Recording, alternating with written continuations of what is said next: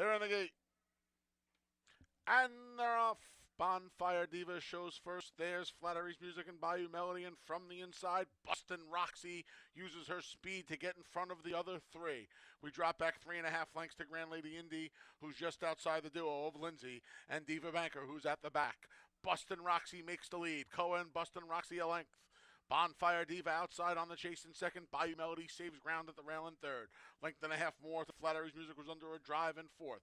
Then we come back to Grand Lady Indy and the duo of Lindsay and Diva Banker, 22-1. Bustin' Roxy blitzed the opening quarter, and she maintains a length lead. Bonfire Diva, Diego goes to the whip. She's not responding. Room at the rail for Bayou Music. She shoots on through. Following that moves Grand Lady Indy. Far outside's Flattery's Music. Off the turn and into the stretch. Bustin' Roxy's gone. Bayou Melody's there through a 46.5. Up the inside, trying to cut her down is Grand Lady Indy with it coming to the 16th pole. And Bayou Melody and Kevin Navarro begin to draw away here. They're four in front. Going to be tight for second. Diva Banker from the back trying to get to Grand Lady Indy. She didn't. Bayou Melody by 5. Then Grand Lady Indy and Diva Banker. $2 exacta 5-4, 24.20. 50-cent try 541, 32.87. And the dime super 5412, $22.22. They're in the gate. And they're off. A little bit of a stutter step start there for Not My Type. Outside, there goes the favorite, Jake's Orchard. Not My Type's recovered and moves up into second along the inside. Woe Hop's third, about a length and a half from the front. Then we come back to Destined for Glory, who's fourth, just ahead of Solo Flight and Find a Name. We're at the back of the pack. Jake's Orchard takes them around the first turn a length. Woe Hop moves up along the outside in second as Not My Type settles into third, two from the front through a 24-4 first quarter. Then we come back to Destined for Glory. Andre Worry has a good hold of him, yet he's still advancing nicely. Then we come back to the two trailers. They are Solo Flight and Find a Name, who's a dozen from the leader. It's Jake's Orchard, a half length. Woe Hop intensifies the pressure in second. Then we come back 2 lengths to Not My Type through a 49 3/2. Destined for Glory continues to move forward. 3 lengths more to Solo Flight. Another 3 or 4 to Find a Name as they make their way to the far turn. Jake's Orchard trying to give Woe Hop the slip. Jake's Orchard a length. Woe Hop's under a drive. Not My Type yet to move now. Asked the question by Rafael Rohina, not responding. Destined for Glory's under a ride. Solo Flight trying to make up some ground through 3/4 and 114 and 3 from the back. Find a Name's gathering momentum. He still has a lot to do with 3/16 of a mile ago. Jake's Orchard off the turn and into the stretch by 2.5 lengths. It's all Jake's Orchard here. Not My Type moves up along the inside, battling Woe Hop for second. From the back, Solo Flight trying to get a minor reward here, but they come past the 16th pole. It's all Jake's Orchard. Going to get out of the maiden ranks today impressively by about 6.5. Then it was Not My Type, Woe Hop, and Find a Name in 146, or 5-2, $9.02. Race 3 comes up next. It starts today's $1 pick 6. No carryover in the pick 6. Here in race 3, you can. And they're off. Oh, stumbling there a bit at the start was the number 2, Crystal Air. She's being chased after right now. Oh, Mrs. Maisel makes the lead. Coquito on the outside and moving up at the inside after the stumbling beginning is Crystal Air. These three have already opened up about 4 lengths on My Royal Vow, who's back in fourth. Then we come back to Intentious and Cozy Magic's at the back today. Up front, Crystal Air's made the lead. We'll see at what cost. She has a half length on Oh Mrs. Maisel through a 24-second opening quarter. 2.5 lengths back in thirds, the big favorite, Coquito. She has 5 or 6 on My Royal Vow, who has a length and a half on Intentious. And Cozy Magic's at the back. She's 15 from the leader. And the leader is his long shot, Crystal Air. Emmanuel De Diego trying to nurse her along here on the front end. She's built a 3-length lead through a 48-2 half mile. Oh, Mrs. Maisel at a price is in second.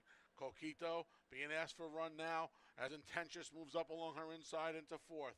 Dropping back there a bit was My Royal Vow. At the back's Cozy Magic. Up front, Crystal Air keeps on going. De Diego begins to shake the reins now, trying to get a little bit more out of her as old Mrs. Maisel creeps closer. Then we come back to Intentious and My Royal Vow. Coquito is at the back of the pack. Coquito is not getting it done today at a huge short price as they're off the turn and into the stretch through 3/4 and almost 114. Oh, Mrs. Maisel, here comes Intentious with a full head of steam down the center. Cozy Magic from the back past the 8th pole. Intentious going the better of Mrs. Maisel and takes the lead and begins to draw away. It's Intentious by 2. Then Mrs. Maisel, 2 on the day for Buckley and Navarro. Intentious by a gear down length. Then it was Mrs. Maisel, Crystal Air, and Cozy Magic in 146 and 50-cent try, 542, 383.50. The 10-cent super, 5421, 133.10. Race 4 comes up next. And they're off. Away slowly there was the number 5, Dr. Barry. Awaiting trial broke alertly and went right to the lead. There's Ray Sully, one of the firsters, maneuvering around him and taking away the lead from awaiting trial. It's Ray Sully. Hot on the chase in second is Just a Guy. Along the inside, Stegosaurus moves up. Then we come back to awaiting trial. The duo of Armenian Dancer and Anna from Mandine are about 7 lengths from the lead. And then we drop back to Dr. Barry and Kameen Sira, who are at the tail end. Ray Sully and Just a Guy duke it out through a 23 and 2 opening quarter. Stegosaurus and awaiting trial races the team third and fourth, 2.5 from the front. Then we come back to Armenian Dancer, who's just inside of Honor for Mandine, and the rest of them are far back, including Kameen Sira and Dr. Barry. Off the turn, into the stretch. Just a Guy arrests the lead away from Ray Sully through a 47 and 1/2, and Just a Guy begins to draw away here. Just a Guy by 3, Just a Guy by 4. Then Ray Sully. Dr. Barry is making up a lot of ground. He's going to try and move into second here. There's no doubt about the winner. It's going to be Just a Guy. He's going to win it by 5. Dr. Barry got up for second. Over Ray Sully, $2 exact to 7.5, 20.80. 50-cent try, 7.53, 13.87. 10-cent super, 7.5, 3.4, $17.50. 50-cent pick 3, 7.5, 7.30. And they're off. Missing the break there was the number 3, Frontal Vision. He spots the field about 8 lengths. There goes 2:30 a.m. and rushing up inside of him is Storm and Sammy. These two have a length and a half on Puckish, who settles into third. Along the inside's King Spirit fourth. Then we come back to Hannah War just ahead of Burning Money. And after that flat-footed beginning, Frontal Vision is about 25 behind the leader. It's Storm and Sammy who went quick early, 22 and 3 for that opening quarter. 2:30 a.m. Koa takes a hold and is content with second. Puckish gains ground into third from the outside. 5 lengths behind Puckish's Burning Money. King Spirit just moved past Hannah War and then all the way back to Frontal Vision. The field makes their way to the quarter pole. Storm and Sammy. Here comes Puckish. Puckish to Storm and Sammy through a 46 half. Off the turn and into the stretch, and Puckish just made the lead.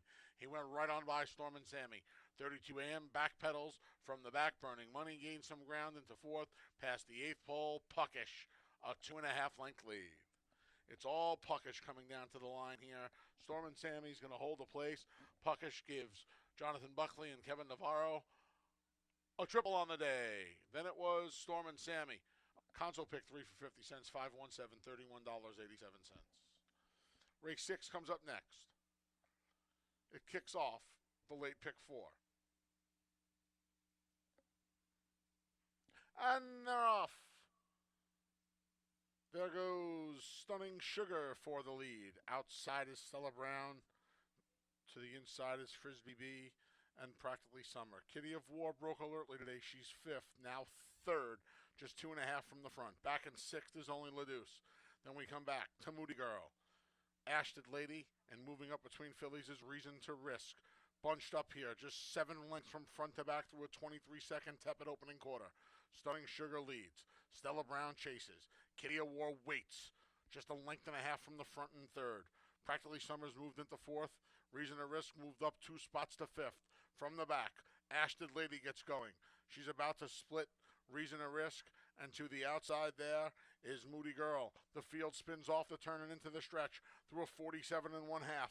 And Kitty of War is clawed her way to the lead. Stunning Sugar battles right back. Stunning Sugar put a length right back on Kitty of War, who was right up alongside and now is back in second as they field races to the 16th pole. Stunning Sugar and Jeremiah Flores well on his way to a double for himself and Paul Barrow. Stunning Sugar by 6 at the end. Practically Summer moved into second ahead of Kitty of War. I have $92.12. 10-cent super, 9, 6, 5, 11, 55 even. And the 50-cent pick three, 779, $63.37. Race 7 comes up. And they're off. New York Riesling broke like a shot and went right to the lead. There's Noble Journey outside. Along the inside, Drozzle Diem moves forward. The gray Guaco's there. Central Love makes up some ground as well. Then we come back to Brother Jeremiah, who moved up. Trap the Dream and Civil Service are at the tail end.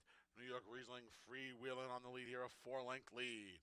Central Love all the way out of 7th into 2nd, just past Noble Journey, through a pretty easy opening quarter of 23 flat. 2.5 more of the Drozzle Diem, who's shadowed by Brother Jeremiah. Then Guaco, and at the back, a Civil Service. And Trap the Dream, New York, Riesling, and Koa have things all to themselves on the front end. It's a 5-length lead coming to the quarter pole. They trip the half and 46 flat. Off the turn and into the stretch. And New York Riesling tries to get away now. Got a 3.5-length lead. Central Love at a huge price, trying to upset the apple cart in second. From the back, Drozzle Diem. No one else really making up a ton of ground down the outside. They come to the 16th pole. New York Riesling's almost home. Late rally from Civil Service. Way too late. New York Riesling flag fall to that's all by 5. $2 double 9.5, 203.50. $2 exact to 5.3, 30.60. 50-cent try, 5.31, 112 and a quarter. And they're off in the Tin Cup Chalice.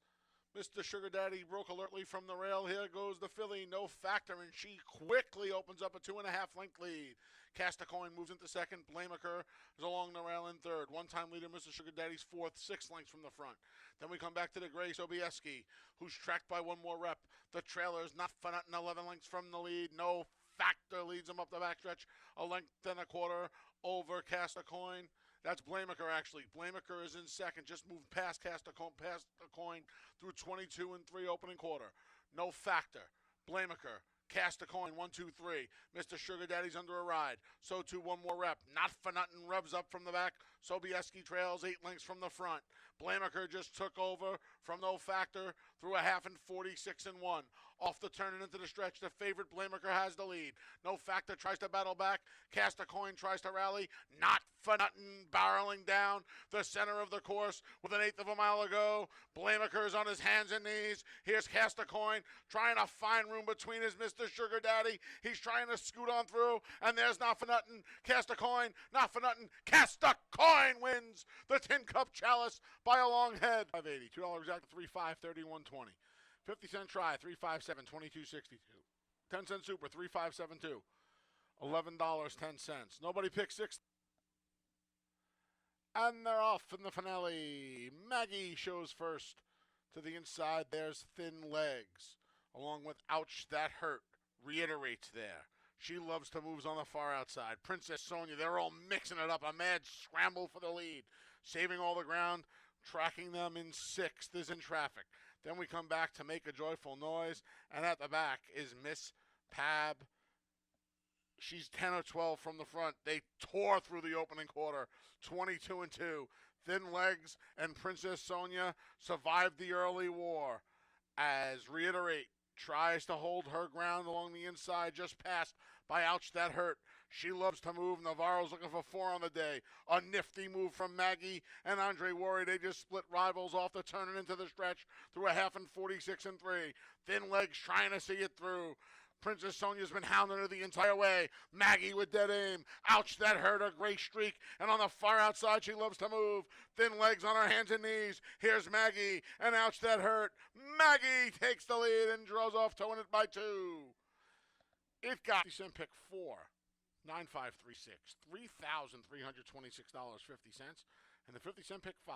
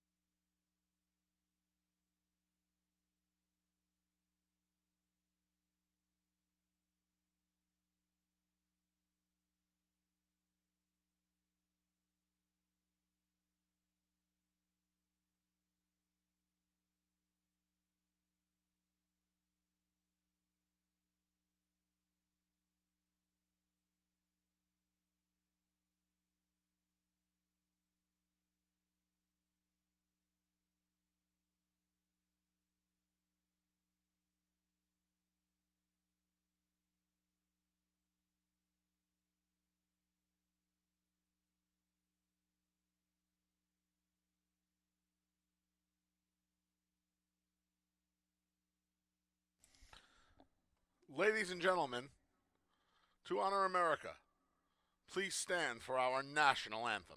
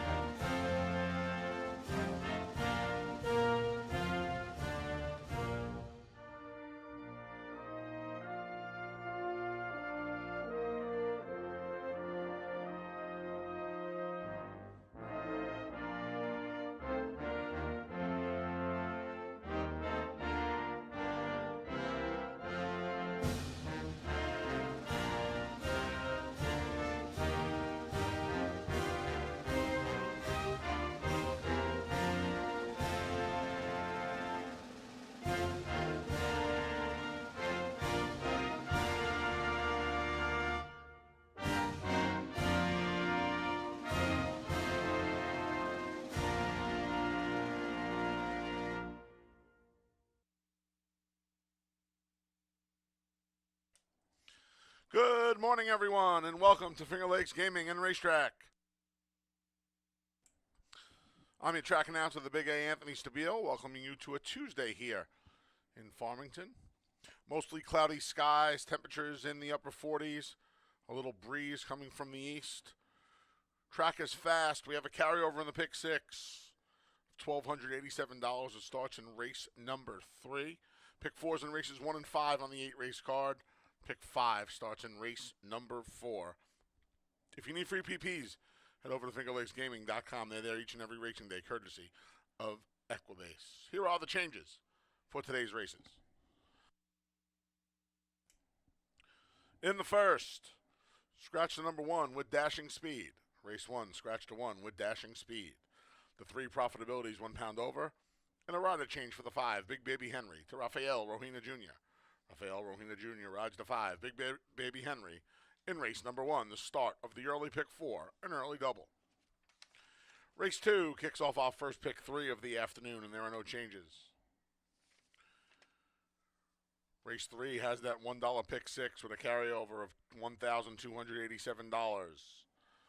Please note, additional work for the 4, Sun and Wind, on November 14th over the Belmont Park training track. Went 4 furlongs over a fast track and 50-1 breezing. That additional work for the 4. And please note the trainer on the 6, Tariga, should be Kevin Bond. Those changes in race 3 at the start of the $1 pick 6 with a carryover of $1,287. Race 4 kicks off today's pick 5. Scratch the 3, Golden Dagger. Race 4, scratch the 3, Golden Dagger. And an overweight for the 4, She's Enticing, £1 over. Race 5 starts the late pick 4. Scratch the 6, Uncle Milty. Race 5, scratch the 6, Uncle Milty. Rider change for the 9, Double Vision, to Rafael Rohina Jr. Rafael Rohina Jr. rides a 9, Double Vision, in race 5, the start of the late pick 4. Race 6 kicks off the final pick 3 of the afternoon. Overweight for the 4, Stage Conflict, £1 over. Scratch the 6, I'm Pretty Good. Race 6, scratch the 6, I'm Pretty Good. And an overweight for the 7, Country Manor, £1 over. Race 7 kicks off the late double. Rider change for the 7 in a minute to Jose Baez. Jose Baez rides the 7 in a minute in race 7, and you can scratch the 9, ASAP Restoration. Scratch the 9, ASAP Restoration, out of race number 7. And in the finale, race number 8, scratch the 1A, Scottalia. The 3, Kateri Empire. And the 6, Pal's Alley. Again, race 8, scratch the 1A, Scottalia. The 3, Kateri Empire. And the 6, Pal's Alley. And there's an additional work for the number 9, Kaz's Rose, on November 14th here at Finger Lakes. She went 4 furlongs over a fast track and 48-2 breezing. That additional work for the 9, Kaz's Rose, in race number 8. Fast track. Carryover in the pick 6 that starts in race 3 of $1,287. Free PPs over at fingerlakesgaming.com. Just 5 racing days left. Come on out to enjoy the live action. Post time for the openers, just after 12:20. Dave Mattice is up next with a preview of today's 8-race card. Enjoy your day here at Finger Lakes Gaming and Racetrack.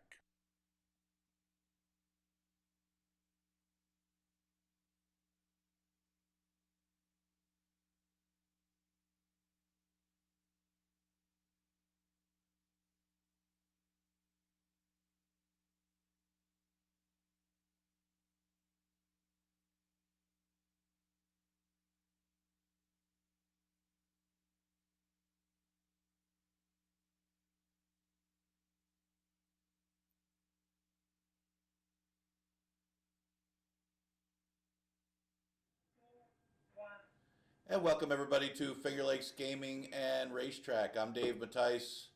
Yeah, we got 8 races today, and then we got 4 more racing days till the end of the season. Of course, got Thanksgiving coming up next week. Got the holidays coming up, but that means the end of the year, the 2024 season. Remember, 12:20 first post tomorrow.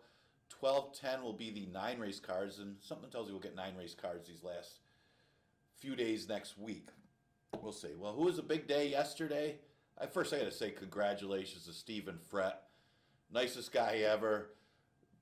And works hard. Yesterday, it paid off. He got the victory. His first ever career stakes victory aboard Cast a Coin for Jacqueline Falk and Gold Bear Farm.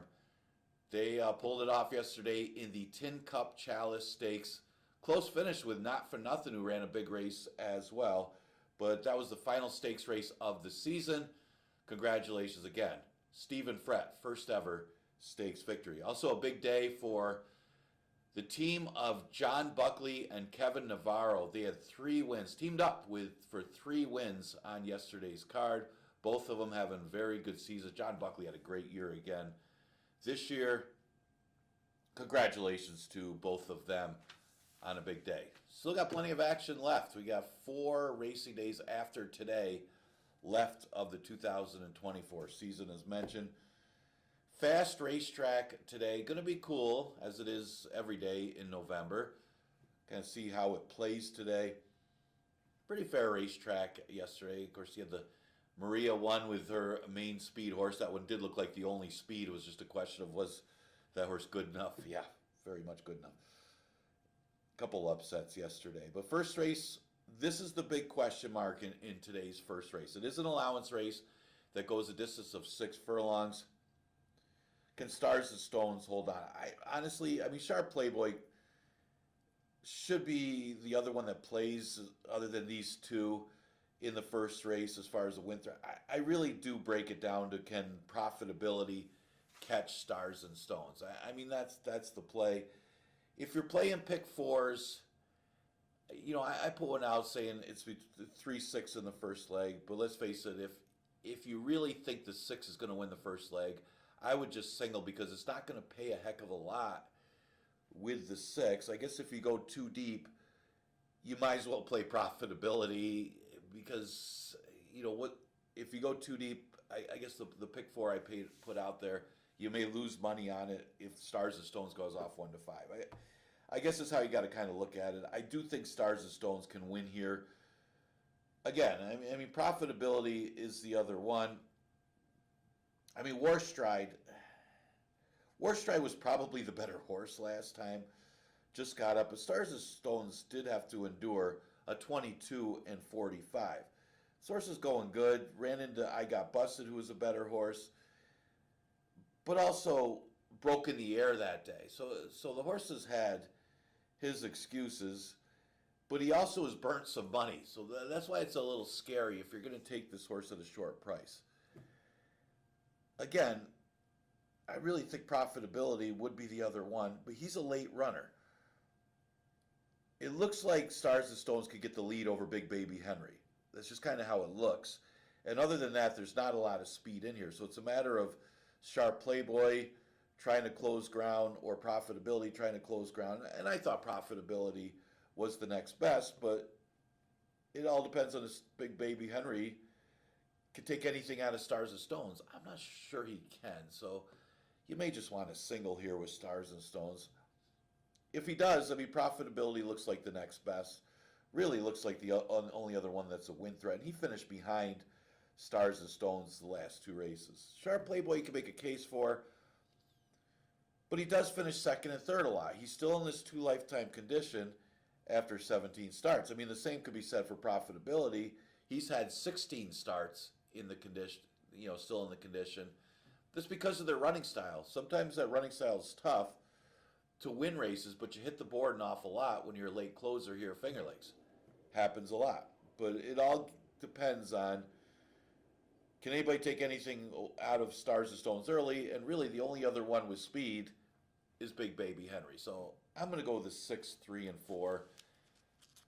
You may want a single here if you like Stars and Stones. Forget how much the ticket I gave was, but cut it in half if you want a single in the first leg. Okay, second race, a 5,000 claimer, never won 2 condition. Going 5.5 furlongs. Yeah, I see Hillbilly Lady changes hands. Looks like the speed. Soul Emperor Trees, got out to an easy lead in slow fractions last time. That's not going to happen today, you wouldn't think, with Hillbilly Lady in the race. And if Hillbilly Lady clears, she wins under Stephen Fret. But I thought Glory Bound Clara woke up a little bit last time. I know it's shorter distance. Again, that closing running style, going 5.5, not ideal, but it does look like there's speed in here.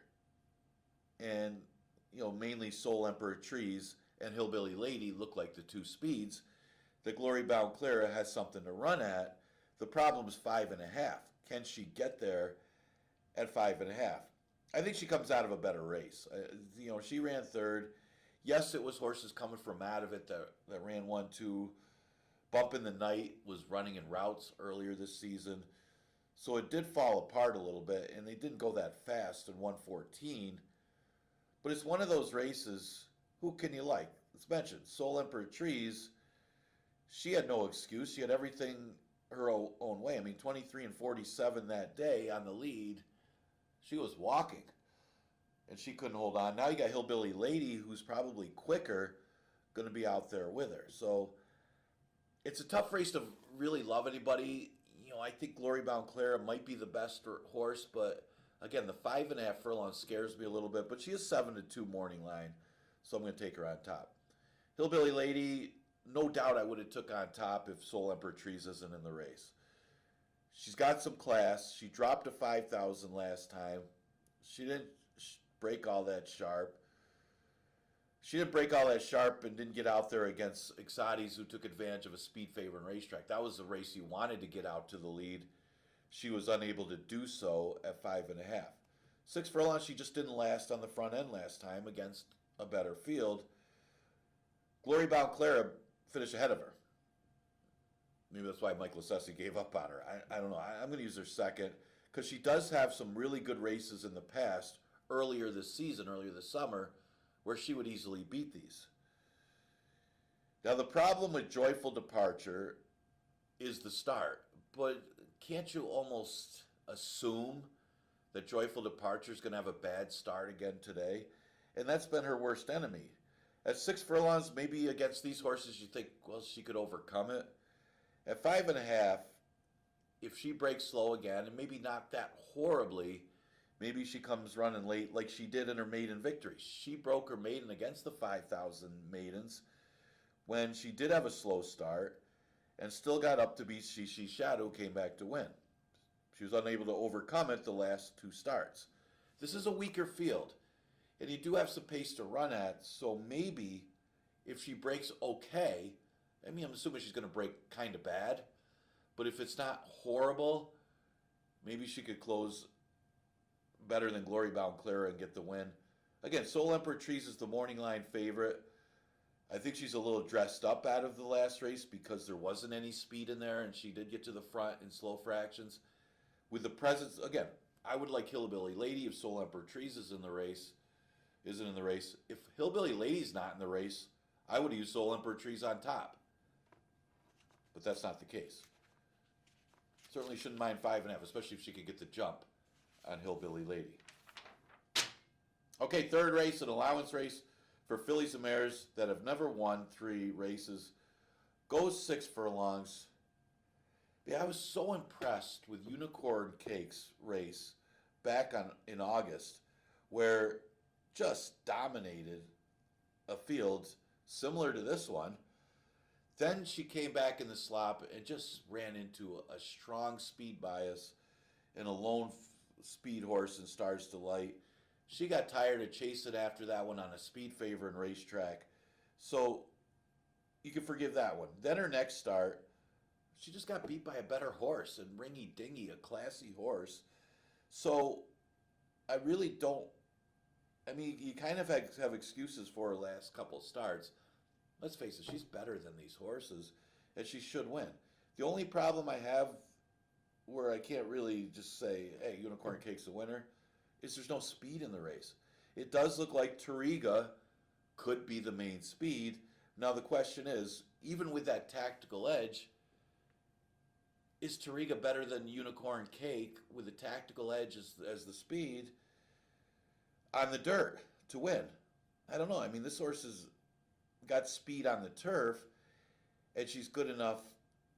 I mean, this race was on turf, which she's an easy winner. On the dirt, she's the main speed. Again, unless Mommy Joe Dreams from the rail, which she may very well do, holds the rail on Tariga, then I really do like Unicorn Cake to win here. But again, it's dirt today for Tariga. She does have a tactical edge if she could clear Mommy Joe Dreams early, and then she's got to hold off Unicorn Cake.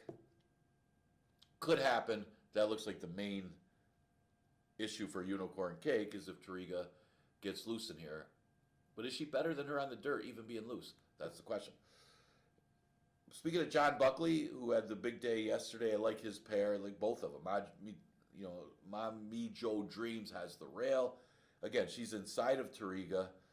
She comes off a good second place finish where she didn't go to the front end, and she doesn't really usually. I mean, she's back in distance, ran 4th after a slow start, then came back with 2 straight second place finishes. Again, behind Stars Delight on that speed favor and racetrack. That was a good effort by Shelley, considering how strong that speed bias was. And then last time comes out of the same race as Unicorn Cake. Obviously not as good as Unicorn Cake, but it ran okay. Maybe liked an off track too, but this is a horse that's got some talent. She's a good looking horse. I mean, according to her breeding, she wants to go long, and she did win going a mile back in January. But her sprint races this year at Finger Lakes are actually better than the route she was in, so hard to say that. 8-6-1-2 for me in race number 3. But I think the 6 and the 8 might be how you play the race if you're playing laterally, playing pick 4s. Or starting to pick 6. 4th race, scratch the 3, Golden Dagger. Yeah, Ruby's Mission drops again. This horse was running against allowance horses. She dropped to face the 11 and 9s, and then ran into Love Thyself. That's running pretty good. For speaking of John Buckley, I think that horse has won like 3 in a row, and so no shame there. Finishing a few lengths behind that one, plus was wide. Now moves inside with a 2-post, goes a little further, 6 furlongs, catches a weaker field at 5,000. She's a logical horse in here, and I think she's the winner. But doesn't have to be. I mean, you got a horse that is shopping for a spot, basically. You don't usually like to see that move. They dropped to 11. Okay, didn't win that race, will drop to 5. Well, maybe today's the day. It's supposed to be. Kitty Tintin, kind of more of an underneath horse. She's got 3 straight seconds. Love Thyself, who's obviously just mentioned, went on to win like 3 or 4 in a row. Then She Loves to Move controlled the pace. She Loves to Move was absolutely lone speed in a race that obviously lacks any speed. And then the last race was tougher. Mortastic would beat this field. So all you can say about Kitty Tintin is she's running good. Maybe she breaks through against an easier field. All depends on, does Ruby's Mission have it? She's obviously the next best. And then speaking of John Buckley again, I mean, what do you do with Bavarian Cream? One of the things I can say about Bavarian Cream is she had a very long layoff. She was off from April of 2023 to September. Sometimes they need a few starts as far as fitness reasons to run their best race. Obviously, she stopped last time, getting the lead, no real excuse.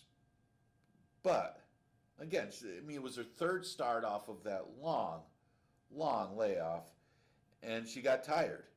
First start for 5,000. She's in again 5,000. She does go further, but she doesn't have to get the lead in here.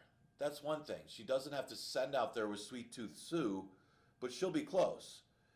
And I think maybe a less aggressive ride, I want to say. Obviously, you can't. I mean, these guys are on such a roll that they know what they're doing. So, with Buckley and Navarro winning 3 yesterday, you know they're very sharp. You know they know what they're doing. And you know Bavarian Cream could improve off of that race, make it her 4th start of the year. And she's 8-1 morning line. So, how do you not use her? Regenerator draws the rail. You got to draw a line through the last race for Regenerator. It was one of those things where, maybe she chased outside and faded. The race before, again, same excuse as Kitty Tintin. She's chasing a lone speed winner. I thought she could have been more aggressive in there and actually got the lead over the winner. She loves to move, and I think that's what cost her the race. I mean, it was a paceless race that whoever decided to go to the lead is going to win, and She Loves to Move was the one to do that. I think that was Kevin Navarro, by the way. And then you had Regenerator winning the race before in the mud, and that was a good effort for Regenerator. So tactics have been an issue. You just hope that maybe she didn't regress last time, and she's on a regression right now. If you don't think so, and you could forgive the last effort, I think she plays today. Another one you can use in race number 4. Again, race 4, we're going to start to pick 5 with this race with the 8-race card. Not going out on a limb with Ruby's Mission. She looks awfully tough on the drop. But I would spread her out a little bit just in case, because, again, you don't like that move. Drop to 11, drop to 5. Scratch the 6, Uncle Milty out of race number 5. You got Rafael Rohina Jr. on Double Vision. That's the speed. Can Double Vision last today? She's running better each time. Emerald Forest for downtown Dalton Brown looks awfully tough in here. This one dropping to 5. Again, another one dropping from 11 to 5 off of a good third place finish last time. The last race is good enough to win here. It's that simple. And the previous starts were against New York competition. So numbers-wise, off the last race, Emerald Forest looks like the winner. Use them on top. Again, I mean, you got a couple in here that play, though. I mean, you got John's protege. Here's another one that came off a long layoff, is only making his 3rd start of the year. So, again, sometimes they need a couple starts before they get at full fitness, I guess you would say, full strength. Got beat by a horse that was off 2 years. So I'm not making an excuse for John Protege because he was off a year. Well, the winner, Financial Stability, was off 2 years. Esky Beach with the greatest training job ever in that race. Unfortunately, his bench press isn't the same. Last race, Ribbons and Medals pretty much controlled that race and turned out to be much the best. Drossel Diem came out of that race. Of course, Drossel Diem controlled a pace, should have been 1 to 9 his lone speed in his next start. So it was a tougher race for John's protege. So if Emerald Forest doesn't have it, 3rd start off the layoff for this horse, to me would be no surprise, and he's 5 to 1. Gimme the Money. What can you say about Gimme the Money? Last race was Now or Never, and he didn't win. So I couldn't use him. I mean, you can use him, but you can't really love him and pick him on top after he lost for 5,000 last time. Now, Peruvian Boy's a legitimate horse. I mean, he's had some traffic problems. He faced tougher before. So I don't have a problem with Peruvian Boy winning. I have a problem with Gimme the Money losing. I mean, they did go 112. That's one thing to say about Gimme the Money. It's hard to have much faith in him. He's not going to get the lead today. Double Vision's probably going to get the lead, but he's going to be up close. And you are switching to leading rider Caber Koa. So there's some things to like with Gimme the Money, and you do have to use this horse if you're playing pick 5s, pick 4s, etc. I'll throw in Massey Hall for 4th at 15-1 morning line. Not out of it, by the way. Last race got compromised by the start, and that's why the horse didn't hit the board. Probably would have hit the board, at least, with a better start. Previous starts, not that badly beaten. Massey Halls, I think you got to use if you're playing tries and supers in this race. Because, I think you look at the deep closers. Bench Walk, Angelic Mission, other horses that play. If you're playing horses to tries and supers, they're going to be further out of it trying to close ground. Massey Hall with a better start is going to be closer to the speed of Double Vision than some of these other horses that play that have similar numbers. And I think that's what's going to put Massey Hall into the number here at a big price. So I'm going to go with the 3-1-7-8. Doesn't always happen the way you envision it, but that's how you got to play these races. You just look at every horse, you look at every horse's running style and the pace flow, and that's where you come up with your estimate and how you're going to play the race. Doesn't always work out the way you want it to. Every race is different, and sometimes horses don't break the way you want them to. Just goes that way. All right, 2-year-old fillies make up the 6th race. We've had a lot of 2-year-old races this week, kind of some late 2-year-old events, but it makes for good wagering, especially yesterday's Tin Cup Chalice Stakes, which ended up being a great race, by the way. You get 2 horses coming down to the line in a 2-year-old race. It was pretty exciting. Gonna miss some of the stakes races. This one goes a distance of 1.70 miles, and as a lot of 2-year-old races go, it's a tough one. I mean, horses improve. Horses improve with trips. You get these 2-year-olds, they don't get the dirt kicked in their face. They get a sharper start. They get more experience. A lot of things are different. That's why 2-year-olds are some of the toughest races to play from a handicapping standpoint. But also, you hear from different people. Some people say 2-year-old races are the best races to bet because you're going to get value a lot of times. Some people say 2-year-olds are the worst races to bet because they're so unpredictable and horses are improving. I guess it depends on how much you're in the know and your preference of how you want to play some of these 2-year-old races. I like to look at it. One of the things I lean towards in some of these 2-year-old races, especially some of these route races, one of them is route experience. That certainly helps. Not a lot of route experience in here, with the exception of maybe Lilith Moon, who ran against the boys going long. Not that I think it was a tough boys race, but she does have that route experience, so she's another one to maybe consider at 10-1, adding blinkers. Speed is important here, but you do have some horses, 2-year-olds, stretching out for the first time. Light Pond Laws should show some speed in the route. Freedom Dreams should show some speed in a route. I like the price on Freedom Dreams on the stretch out, but I also like the breeding on this horse. First career start is the one I'm looking at in the mud, going 6 furlongs. She hung in there pretty well, chasing the whole way, and just missed, by the way. Her last race, from the rail, found herself with too much to do, chasing a horse that just got away in Queen Atlas. Queen Atlas got away just much the best. Stretching out today, I give Freedom Dreams a big chance. Light Pond Law could be the other speed from the inside. You got to consider her. I'm Pretty Good has been a beaten favorite last 2, but she's out of a dam by Unbridled Song, and she's a Kentucky bred. You got to think the extra distance shouldn't hurt her. Same thing with Country Manor, out of a dam by Big Brown. And it's kind of how you look at it in these type races. I see they got 5-7, maybe the 6 scratched was a late scratch here. So if you're going to use 4, how about we go 5-7-9 in this race? Just because Lilith Mood does have that route experience, and I was going to use her in the late pick 4 anyway on a spread.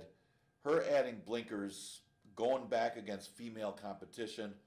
How about we go 5-7-9 in race number 6?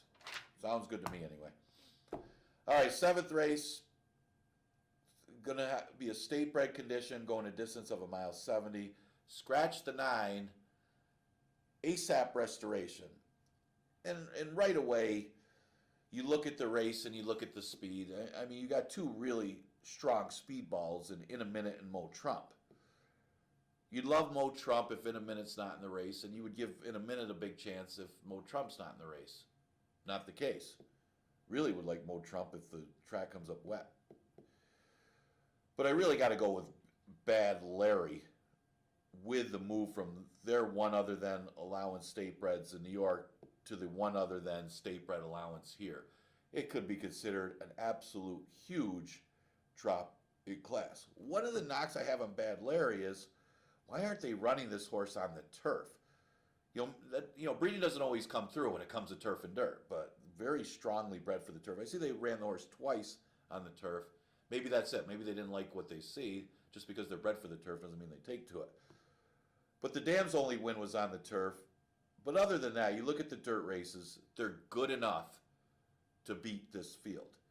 Running third, only beating a couple lengths under Irad Ortiz in the slop in September is good enough to beat this field. So, Bad Larry, 7-2 morning line. Hey man, that's a great price, honestly. If you could get 7-2 on this horse, I'm all for it. Horse that's not out of it, that's 6-1 is the one, Crypto Causeway. You look at some of the horses in this race. I mean, you got New Faces and Count Frost and Bad Larry, but some of these horses are basically 5,000 claimers. In a Minute was running for 5,000. Burt earlier this year for 5,000. Sight Unseen, they're waiver claims, but they're 5,000. Retail Man's running against the 11-9 claimers. So Crypto Causeway has been running against allowance competition all along, and some good allowance competition all along, that this could be an easier field. I'm going to go with a 6, 1, 2, and 10 in here. Count Frost turning back in distance out of a 2-mile marathon.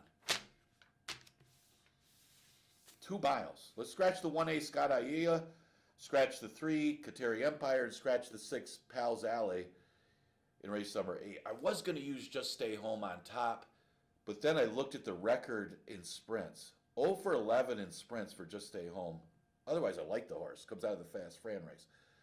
Going to go with Luna Loca, taking the blinkers off. I mean, I like the last race. Tasty Wave, they controlled the pace more or less because they went 47 and change. And Luna Loca still closed on that. Of course, so did the winner, Mrs. Bell. But that horse was a drop down and turned out to be much the best. So I like the fact that Luna Loca only got beat a neck in a race that didn't have a lot of pace in it.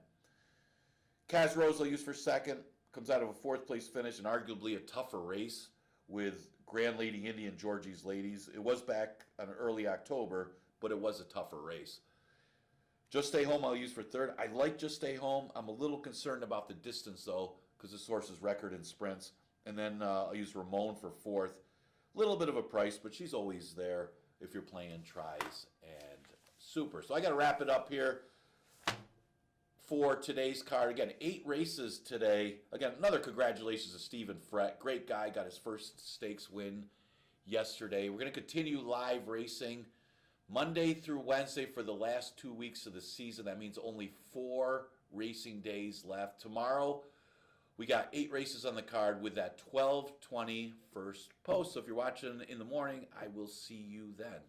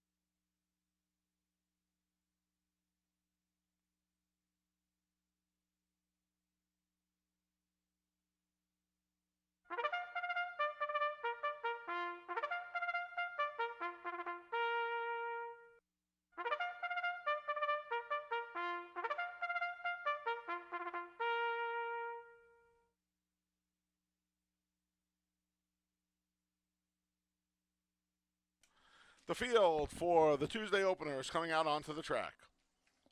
The early pick 4 and early double start here. You can scratch the 1 with dashing speed.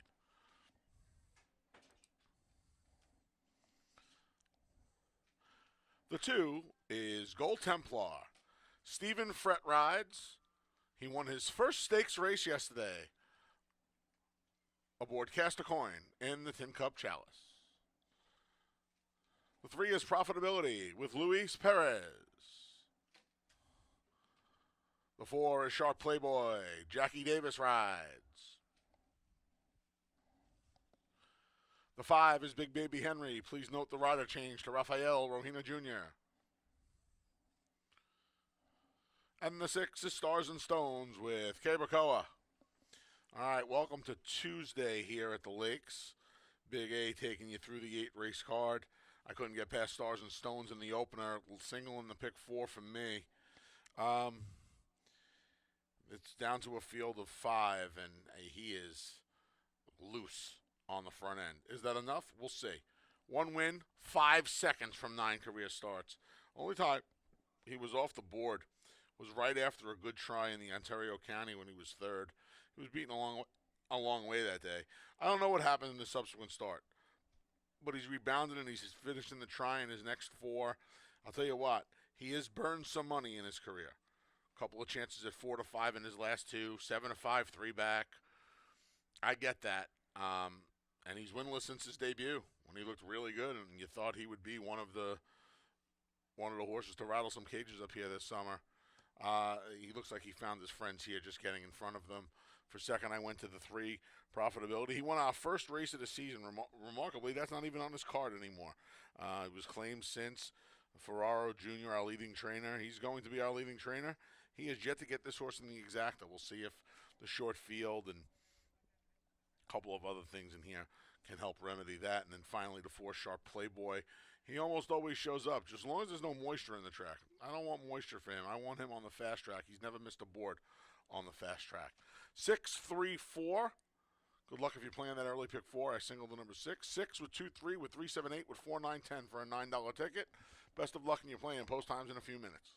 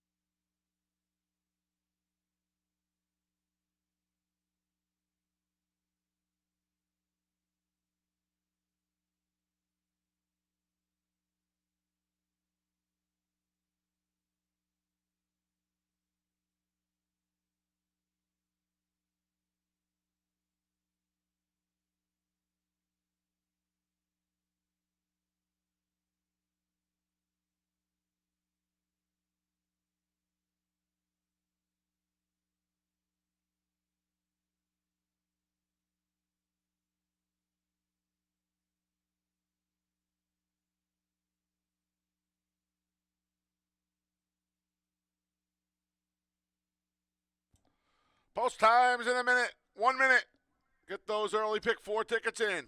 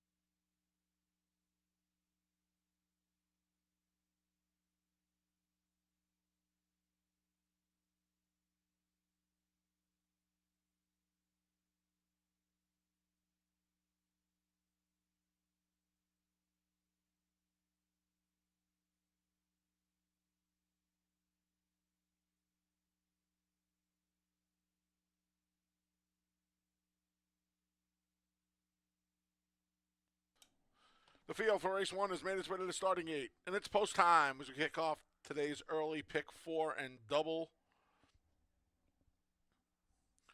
Gold Templar, the first to go in. Stephen Fred, his pilot, won the first stakes race of his career yesterday when he piloted Cast a Coin to Win in the Tin Cup Chalice. Here's Profitability.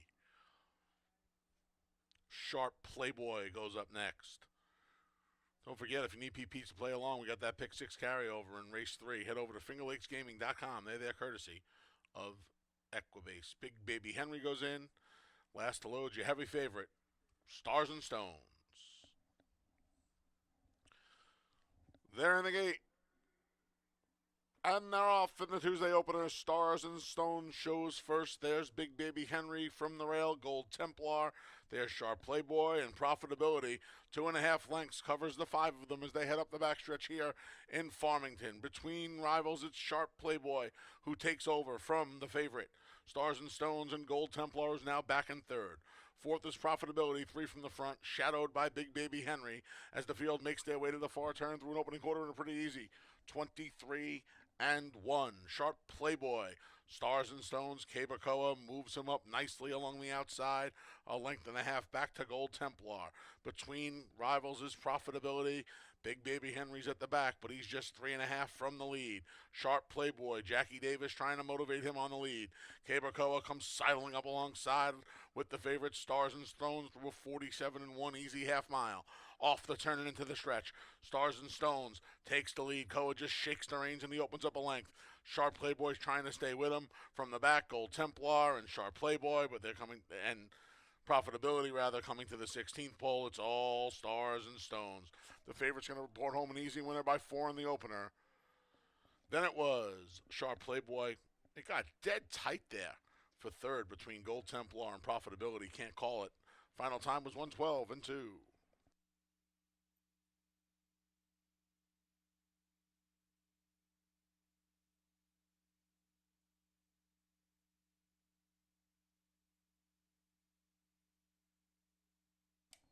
Number 6, Stars and Stones was first. 4, Sharp Playboy second. It's a photo for third.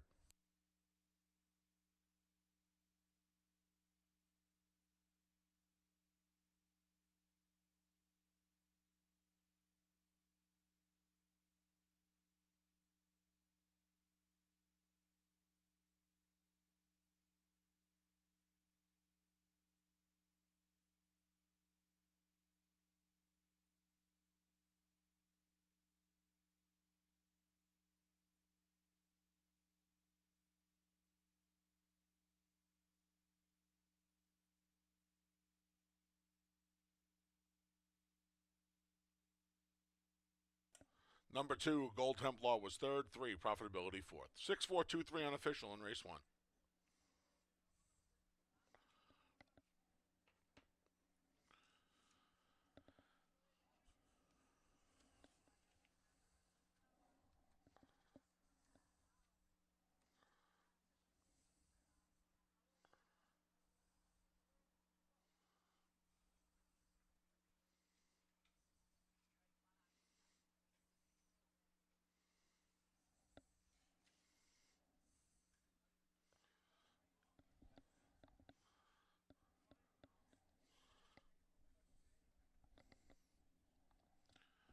Returning to the winner's circles, the number 6, Stars and Stones.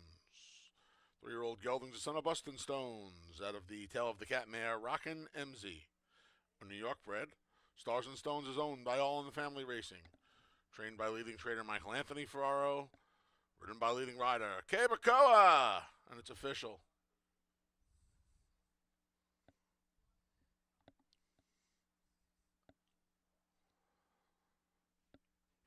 $2 exact to 6-4, $6.50. 50-cent try, 6-4-2, $4.20.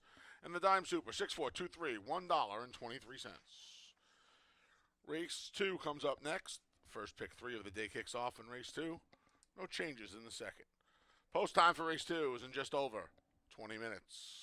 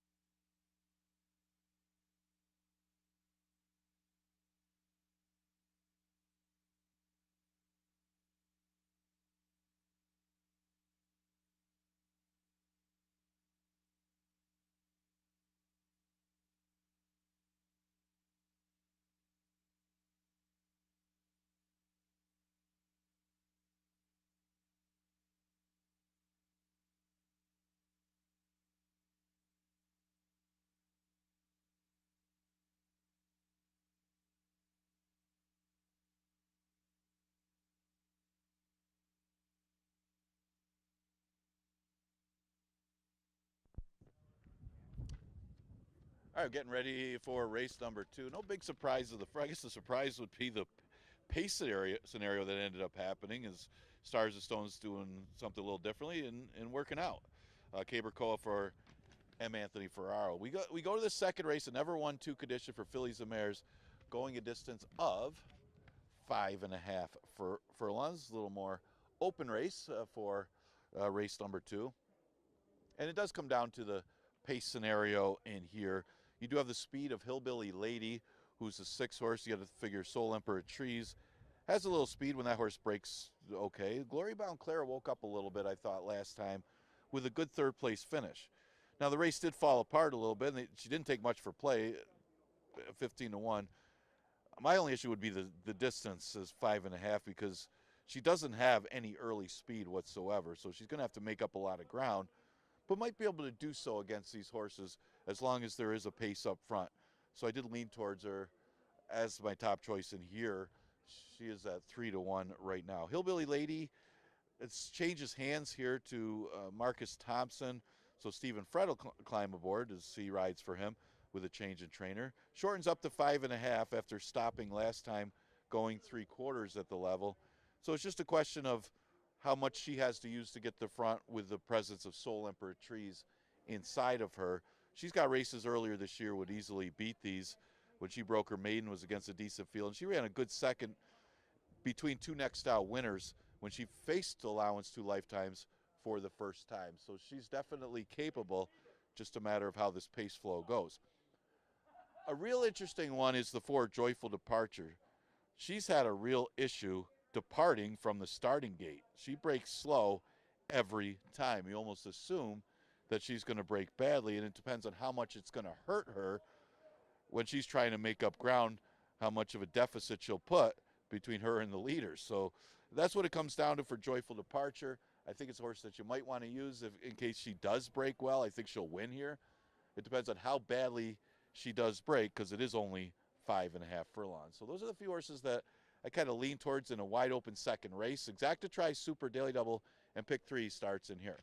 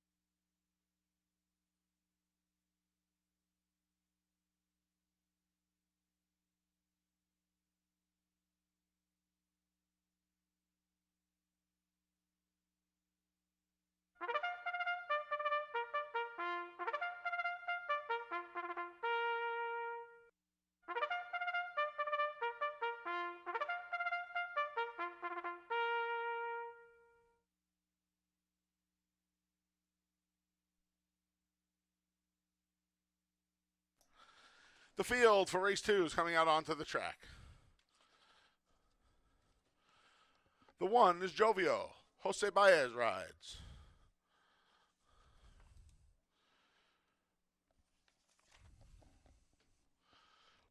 The 2 is Lady Lawrence with Romero Mirage. The 3 is Soul Imperatriz with Michael Davila Jr.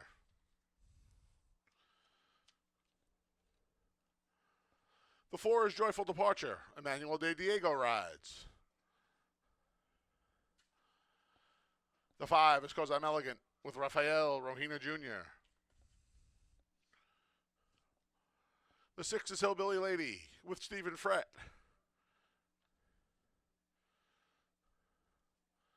And the 7 is Glory Bound Clara with Jackie Davis. All right, formful opener is the 1-9 favorite Coasts Home. I went to the 3 Soul Imperatriz here. Another one with plenty of speed. He has one horse, excuse me. She has one rival in here that has some speed, and that's Hillbilly Lady, but I think she's a speck faster than her. I hope Mikey uses that speed today, especially being inside of Hillbilly Lady. I would imagine with the draw, the thought process would be Hillbilly Lady will sit off Soul Imperatriz, and I'm hoping that's what happens, and that Soul Imperatriz is able to just get loose on the front end. We'll try her. She is currently 3-1. I think if there's an upsetter in here, it's the 2 Lady Lawrence. She could use a little pace, and this is probably her race hinges on whether or not Hillbilly Lady presses Soul Imperatriz enough, I would think. They cut her back to 5.5 last time, and she showed some signs of life after 2 poor efforts going long. She's done better sprinting overall. She might want a little bit more ground. She might want a little moisture in the track as well, but she's going to be a big price, the 2 Lady Lawrence. She's on the board at 7-1. We'll see if, I always talk about finding some prices at these bottom level races. And I think she could be one here. And then finally the favorite, the 7. I didn't use Glory Bound Clara in my pick 4. She just doesn't get the job done enough, and she usually leaves herself with way too much to do. That's been the case the entire season. Just 1 third-place finish and 6 tries. Kind of filly where if she beats me, she beats me. And I'd be okay with that because horses like her very, very rarely get the job done. 3-2-7. First pick 3 of the day starts here. Best of luck if you're playing.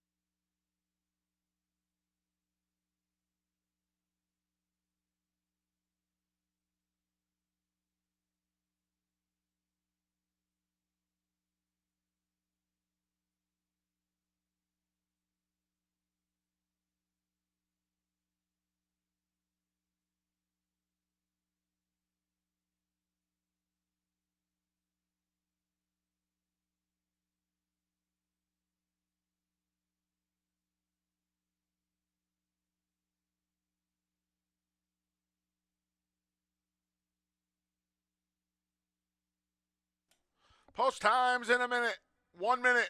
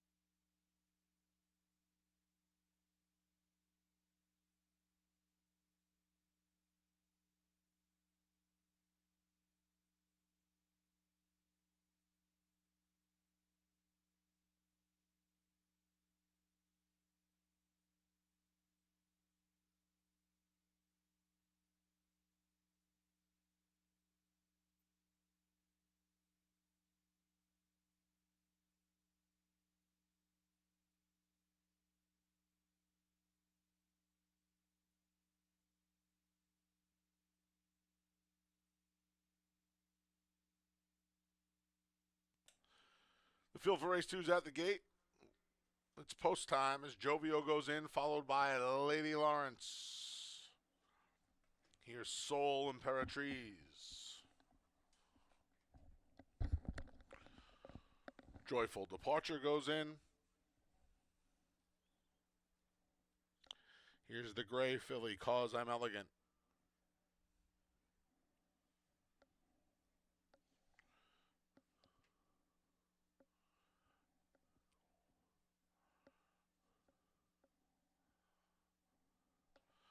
Hillbilly Lady goes forward. Don't forget, free PPs, fingerlakesgaming.com. Pick 6 starts in the next with that carryover. Glory Bound Clara is the last to load. They're in the gate. And they're off. There goes Soul Imperatrice for the lead. Hillbilly Lady backs off in second between rivals. There's Cause I'm Elegant. Along the rail is Jovio. She's about 4 lengths from the front. Then we go back to a line of 3. Lady Lawrence, Joyful Departure, and Glory Bound Clara from the rail out. Soul Imperatrice on a loose lead today.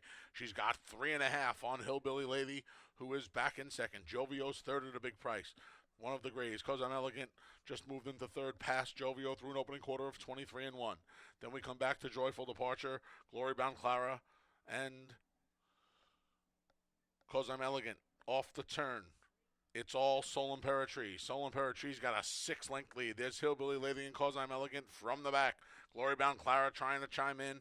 Jovio's at the rail. Then Joyful Departure. Off the turn and into the stretch. Soul Imperatrice went really wide there through a 47.5. Plenty of room for Hillbilly Lady, who's gobbling up ground at the inside. Keep an eye on Hillbilly Lady. She just went by Soul Imperatrice. Late rally from Glory Bound Clara, but coming down to the line. Hillbilly Lady and Stephen Frett report home a 3.5-length winner. Glory Bound Clara got into second ahead of Soul Imperatrice. Cause I'm Elegant rounds out the Super at 106-4.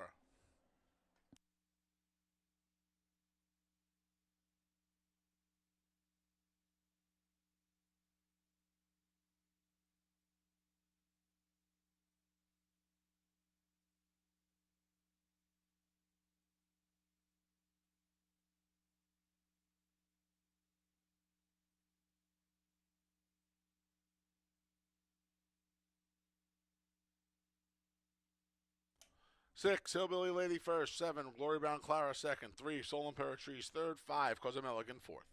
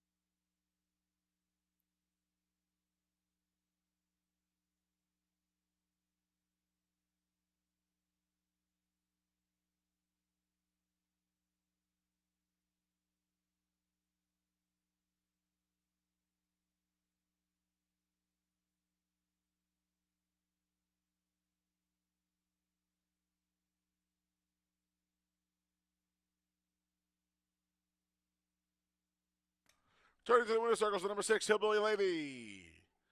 3-year-old filly's the daughter of Majestic City out of the Langfear mare, Lavender Hill.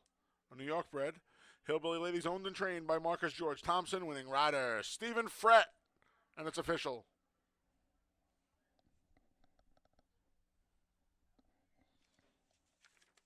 $2 double, 6-6, 690. $2 exacta, 6-7, 1520. 50-cent try, 673, 735. 10-cent super, 6735, $6.30. Race 3 comes up next. It's the start of today's $1 pick 6. Today's pick 6 features a carryover of $1,287. Please note the trainer on the number 6, Tariga, should read Kevin Bond. Post time for race 3. The start of that pick 6 is in just over 22 minutes.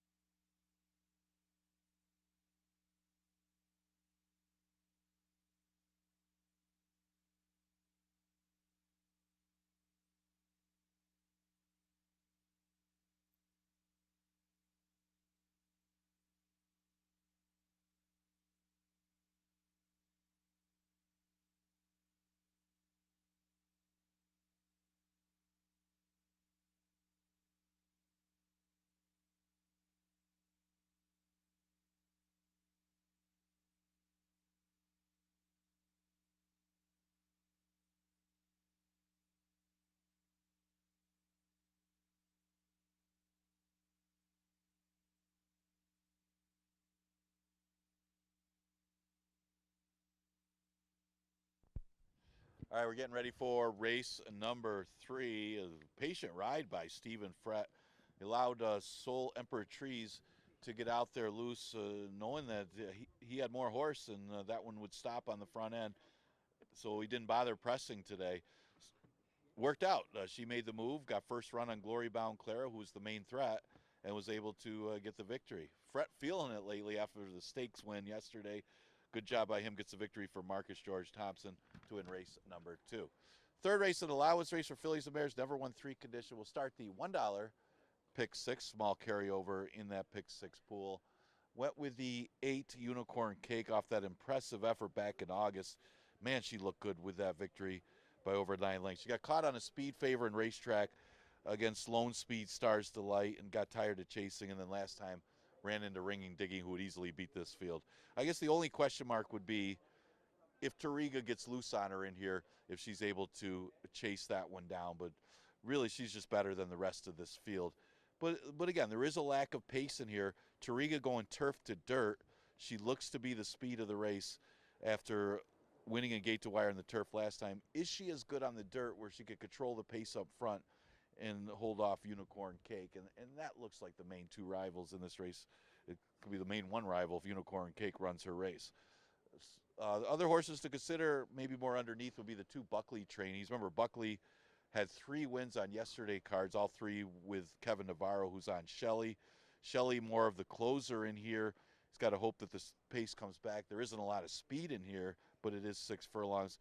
Mommy Joe Dreams might be the more aggressive one from the inside. She's the only other one with any kind of early speed other than Tariga that maybe she can hold the rail, and that might help her cause if they go 47 up front or something slow like that in race number 3. But you could make a case for both of the Buckley trainees as far as making the number in race number 3. Exacta Tri Super Daily Double Pick 3, and the Pick 6 starts in the 3rd. You got 6 minutes to post.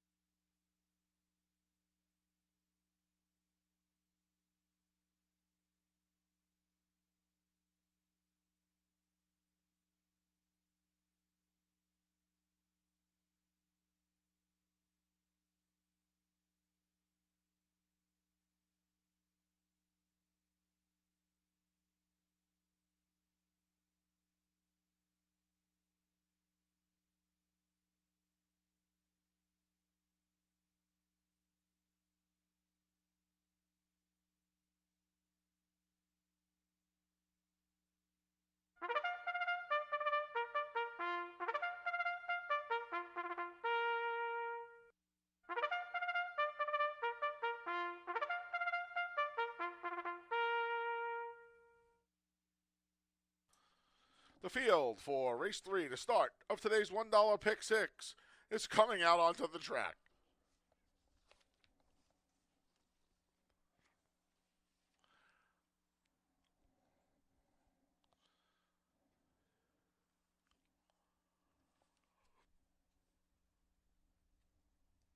The 1 is Mommy Joe Dreams with Luis Perez. The 2 is Shelley with Kevin Navarro.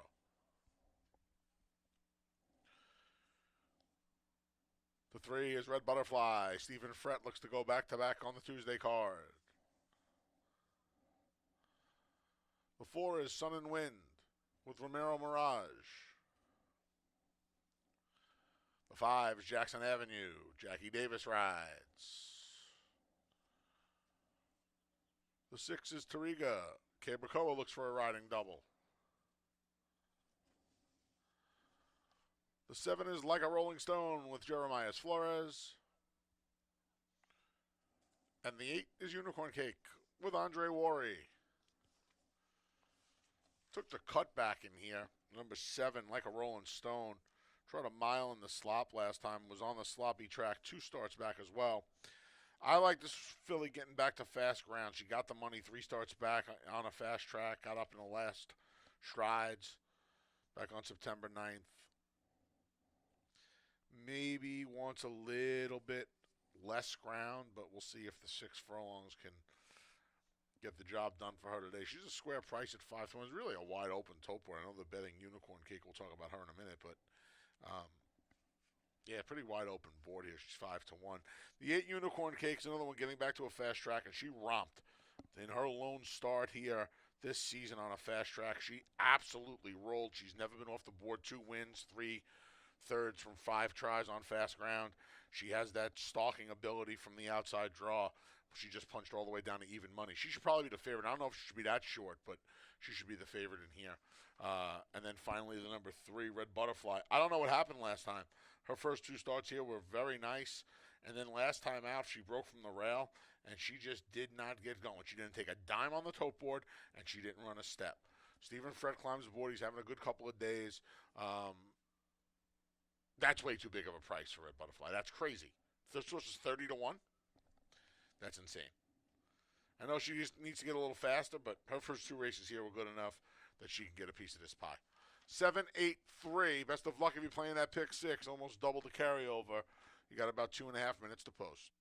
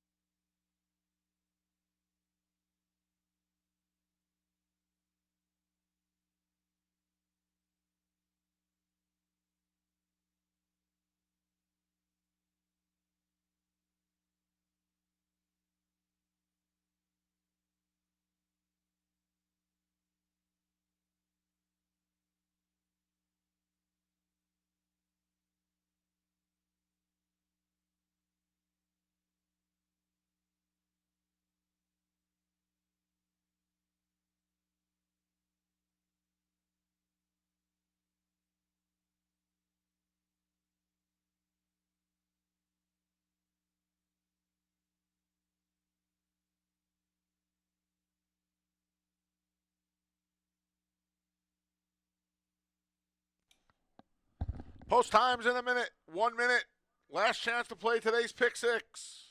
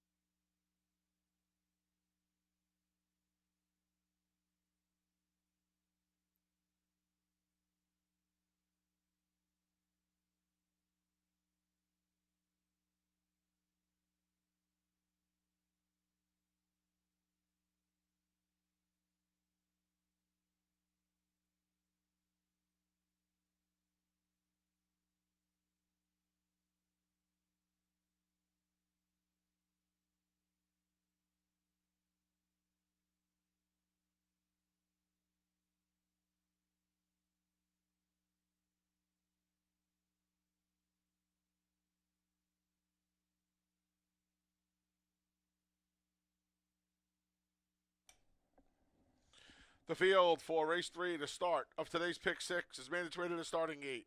And it's post time. Well over double the carryover.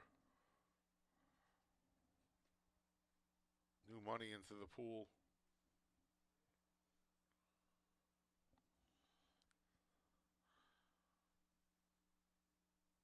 Riders off the number 6 Tariga. She'll load first.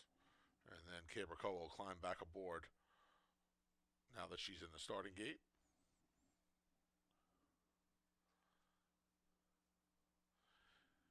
Here's Mommy Joe Dreams.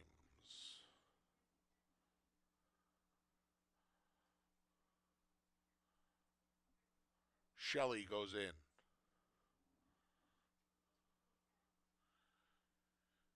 Here's Red Butterfly at a huge price. Sun and Wind goes forward. Not much of either here today. Jackson Avenue's up next.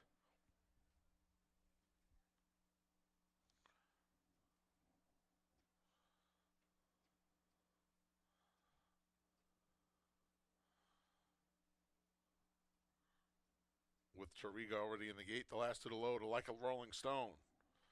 And your odds-on favorite, Unicorn Cake.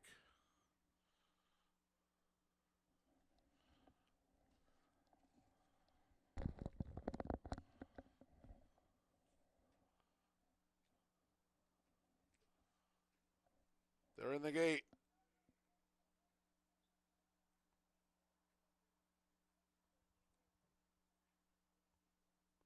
And they're off. Both Like a Rolling Stone and the favorite Unicorn Cake did not get off to the best of beginnings. Tariga did, and she goes right to the lead. Mommy Joe Dreams rushes up along the rail in second. Sun and Wind 2 lengths from the lead in third. Recovering there is Unicorn Cake. She's moved up to fourth. She just went past Jackson Avenue. Down along the rail is Red Butterfly. Then we come back to Like a Rolling Stone. Shelly's at the back. 23-1. Sensible opening quarter. Tariga leads. A length and a half. Mommy Joe Dreams inside of Sun and Wind, they're second and third. Then we come back to Jackson Avenue and Unicorn Cake, who races the team. Unicorn Cake actually starting to get going now under Andre Worry with a 3-wide bid. Red Butterfly sixth, 6 from the front. Then Shelly, nothing yet from Like a Rolling Stone. Plenty from Tariga. She went to half and 47 flat. Takes them off the turn and into the stretch with a length lead. Unicorn Cake barreling down the center of the track at her. In second, Mommy Joe Dreams punches on from the back, Jackson Avenue. They're coming to the 8th pole. Tariga's trying to see it through. Jackson Avenue, the main danger. Shelly's flying down the center. Tariga's almost home. Jackson Avenue and Shelly giving futile chase. Tariga wire to wire in the third by 3 parts of a length. Then it was Shelly and Jackson Avenue. Looks like Mommy Joe Dreams is going to round out the super in 113 flat.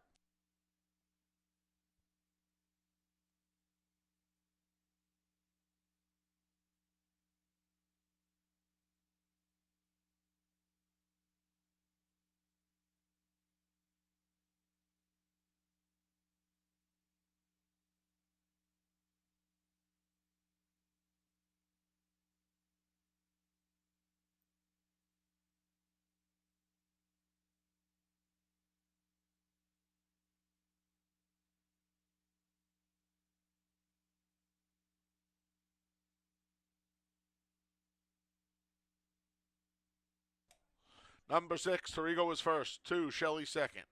5, Jackson Avenue third. 1, Mommy Joe Dreams was fourth.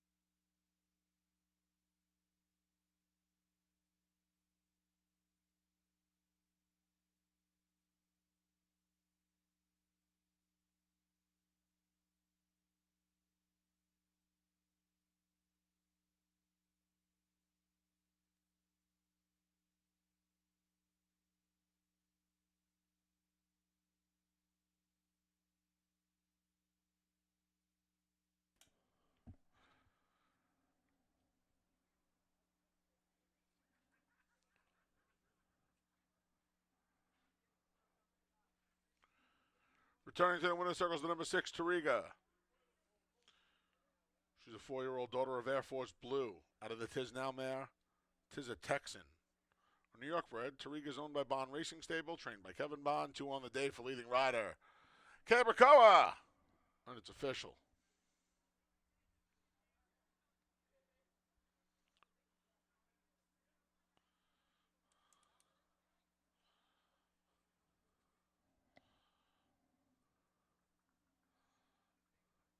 $2 double, 6-6, 36.20. $2 exact to 6-2, 193 even.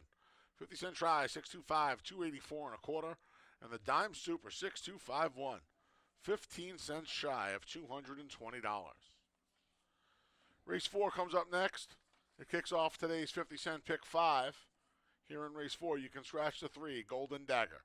Race 4, scratch the 3. Post time for the 4th in just over 20 minutes.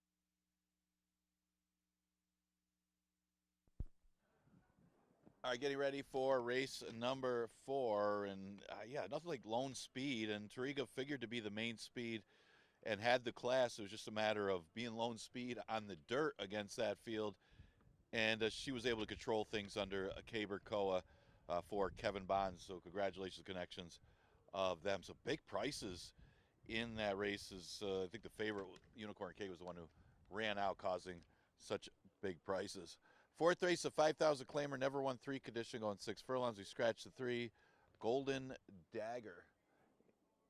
You know, look at the board here. It's another race that really doesn't have a ton of speed in it. Bavarian Cream and Sweet Tooth Sue figured to be the two that have any kind of early pace in here. But class-wise, you got to think Ruby's Mission should be awfully tough in this race.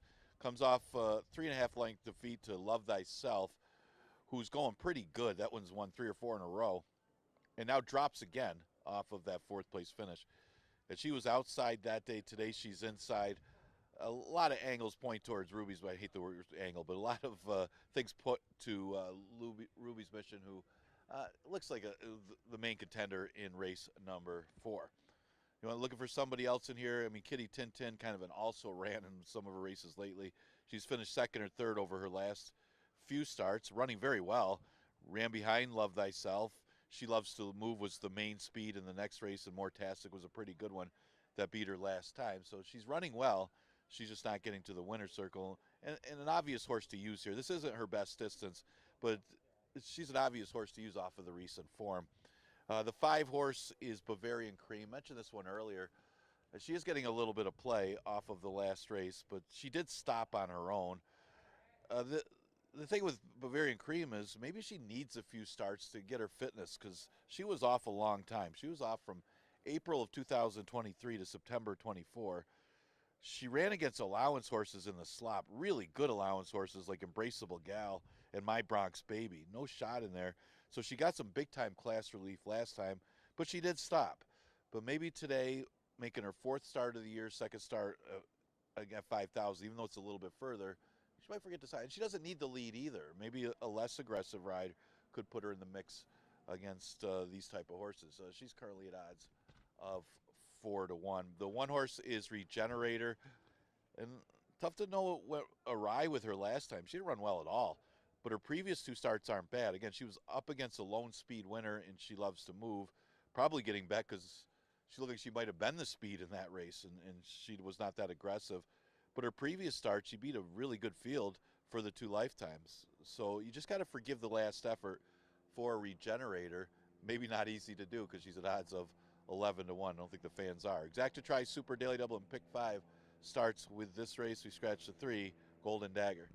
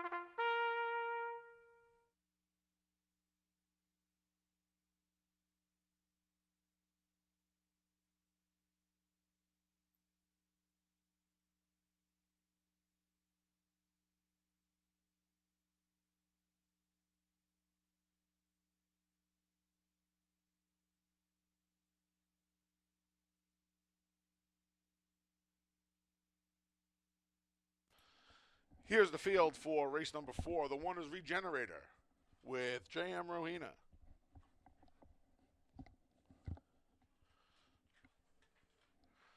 The 2 is Ruby's Mission. Anthony Rodriguez rides. Scratch the 3, Golden Dagger. The 4 is She's Enticing with Luis Perez.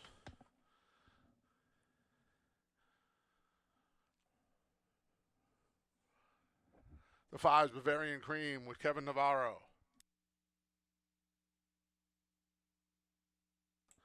The 6 is Tumbles with Emmanuel De Diego.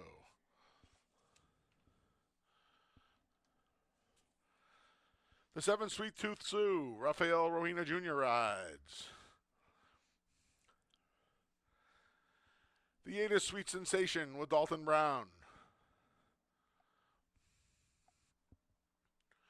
The 9 is Kitty Tintin with Jeremiah Flores. The 10 is Grab the Glory. Cabracoa looks for 3 on the day.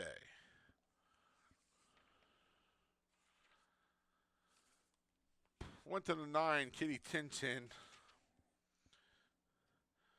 3 consecutive seconds. That's the worst disease you could have at the racetrack. Good old seconditis. 6 seconds from 19 tries overall in her career. And, you know, you could say to yourself, this is like watching the movie Groundhog Day, picking her again. But at some point, I think she's going to find a field of these to beat, and I think she found it. 7-2 is a square price. We'll try her on top. The 4, She's Enticing, has won 2 of her last 3. She's kind of turned the corner a little bit here. And every now and then when they do that, they just take off. This nickel level is really where she's gotten comfortable. She's 2 for 2 with a nickel on fast tracks. The 2 losses came on wet tracks, and they were her 2 best wet track races. So she just found her friends for $5,000. She's way too big of a price at 6-1. Put her second, and then finally grabbed the Glory Coa looking for 3. Dropped to the nickel, got the job done. It was a little dicey for a while, but she grinded it down and got the job done at 6-5. Faces a little bit of a tougher bunch here, but she's got speed, and you know Koa is not afraid to use it. She may be able to get in front of these. If I'm playing a pick 5, I'd use all 3 of them. 4, 9, 10. I picked the race 9, 4, 10. Best of luck here.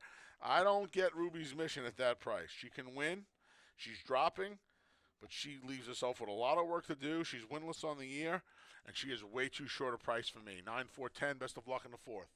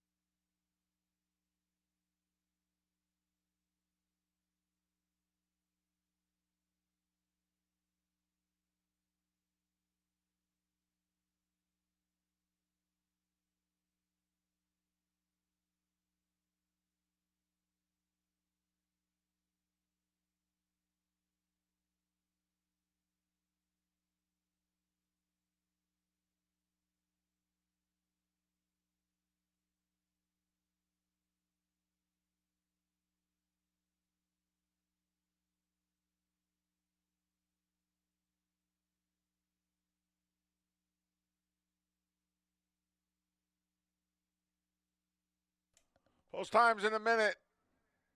Field's getting ready to head to the starting gate. Less than a minute.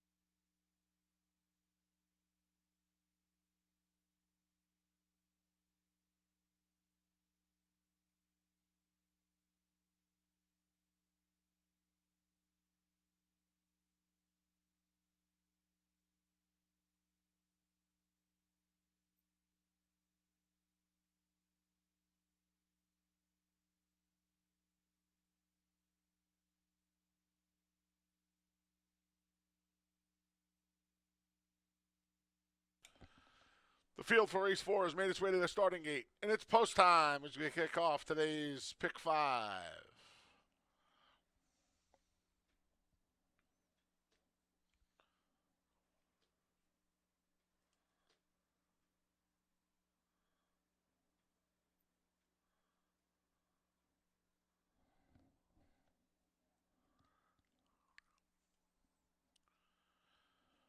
The 6 Tumble is going to be loaded first with outrider Emmanuel De Diego. He'll climb aboard once she is settled in the starting gate.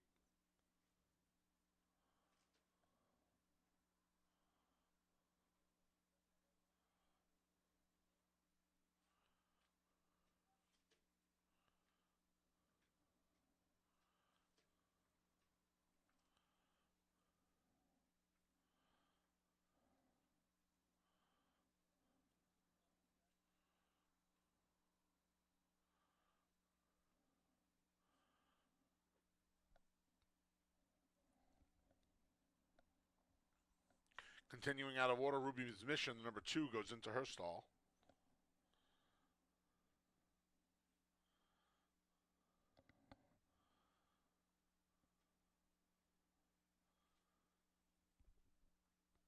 Now Regenerator goes in. Here's She's Enticing. Bavarian Cream goes forward. Sweet Tooth Sue's up next.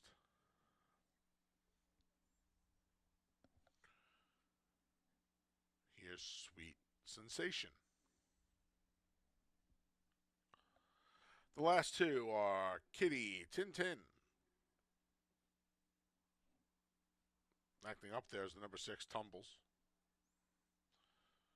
Assistant starters, as always, doing a great job keeping Tumbles and rider Emmanuel De Diego safe.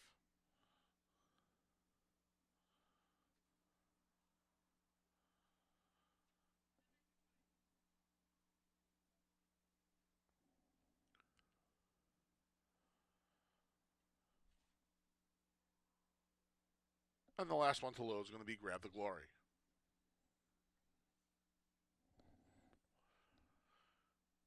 They're in the gate. And they're off. Jumping up there at the start was the number 8, Sweet Sensation. For the lead, here goes Bavarian Cream. Tumbles is there. Far outside, Grab the Glory, and at the rail, Regenerator. These 4 have 2.5 lengths on Sweet Tooth Sue, who's tracked along the inside by She's Enticing. Ruby's Mission's made her way to the middle of the track with Kitty Tintin to her outside, and all the way at the back after the troubled beginning was Sweet Sensation. Tumbles at a big price, grabs the lead through an opening quarter of 23-2. Grab the Glory, hounding her from the outside. Bavarian Cream at the rail. Far outside, Kitty Tintin has moved up. Down at the rails, Regenerator. Between those is Ruby's Mission.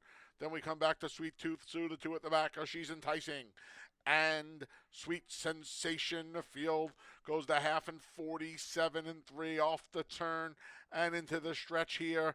Bavarian Cream trying to upset them here. Double digits on the tote. Bavarian Cream has ran away to a 5-length lead. 16th pole's coming, and Bavarian Cream is all by herself. Grab the Glory is going to try to hold on. Kitty Tintin and Ruby's Mission are coming. Bavarian Cream by 10. Then it was Grab the Glory, Kitty Tintin, and Ruby's Mission to round out the Super in 112-4.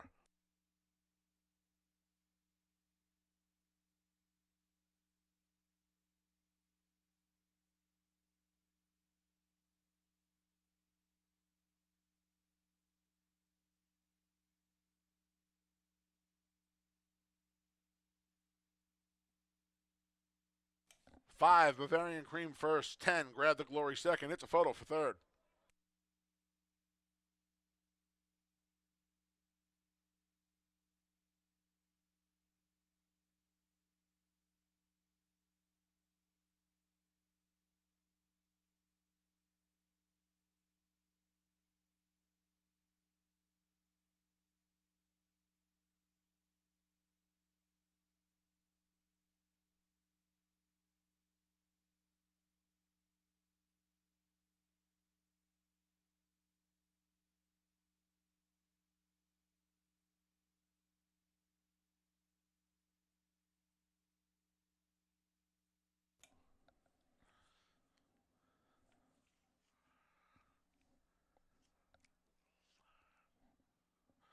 Number 9, Kitty Tintin was third. 2, Ruby's Mission was fourth. 5, 10, 9, 2 unofficial in race 4.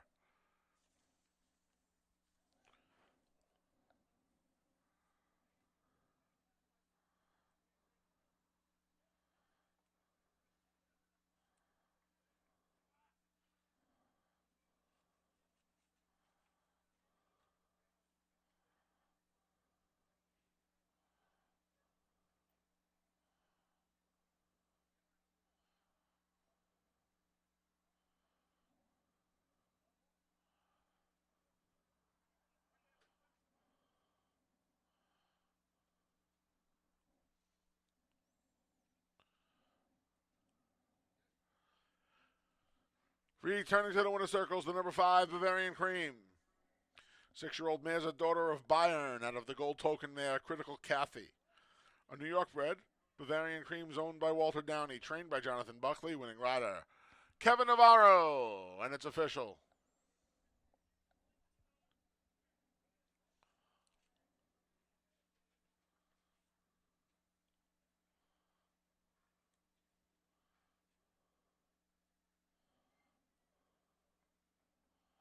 $2 double, 6-5, $222. $2 exact to 510, 120 even. 50-cent try, 510 9, 99.62.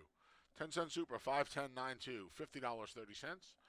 50-cent pick 3, 665, $215 and a quarter. And the 50-cent pick 4, 6665, $144 even.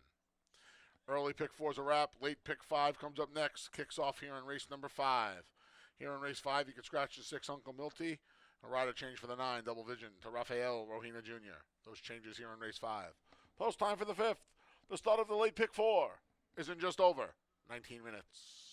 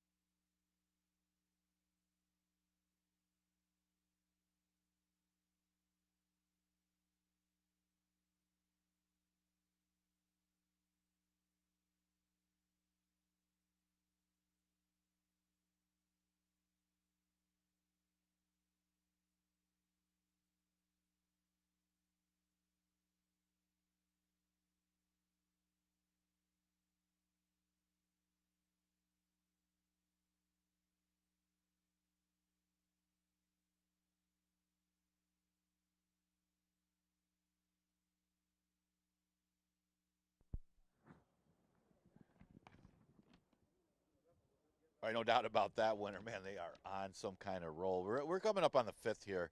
That goes the distance of 6 furlongs. We're going to start our late pick 4. I see my numbers for the pick 4 were put up there.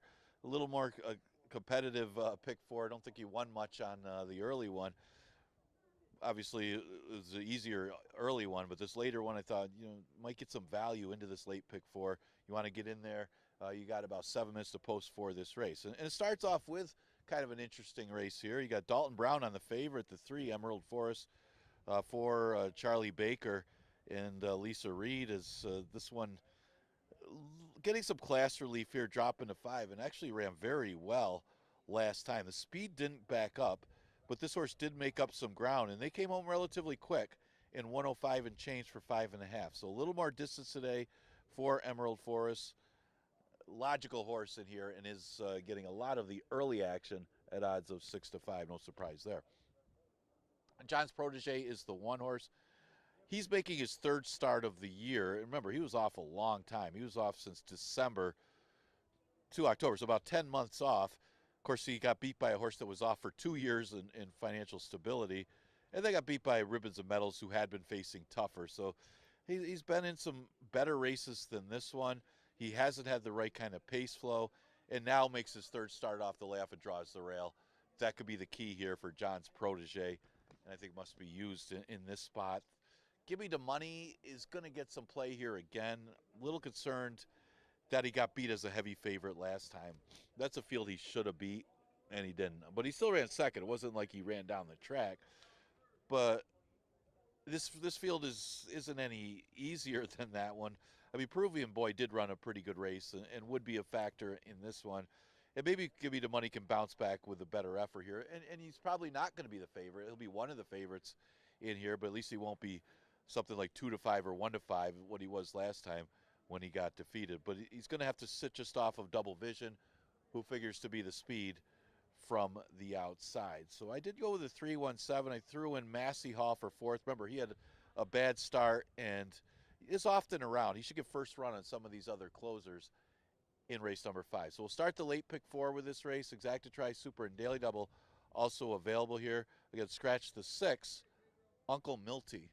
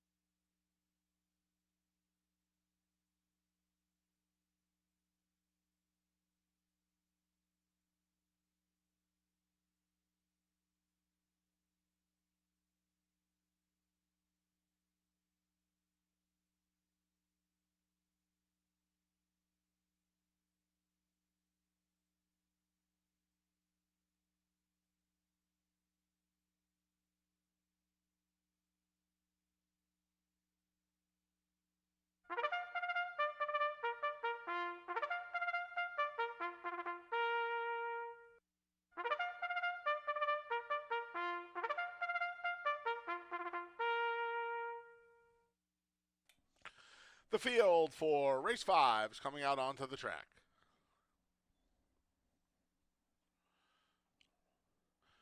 The 1 is John's Protege with Andre Worry.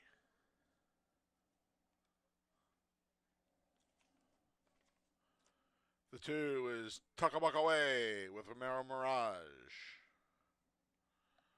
The 3 is Emerald Forest with Dalton Brown. The 4 is Benchwalk. Jackie Davis rides.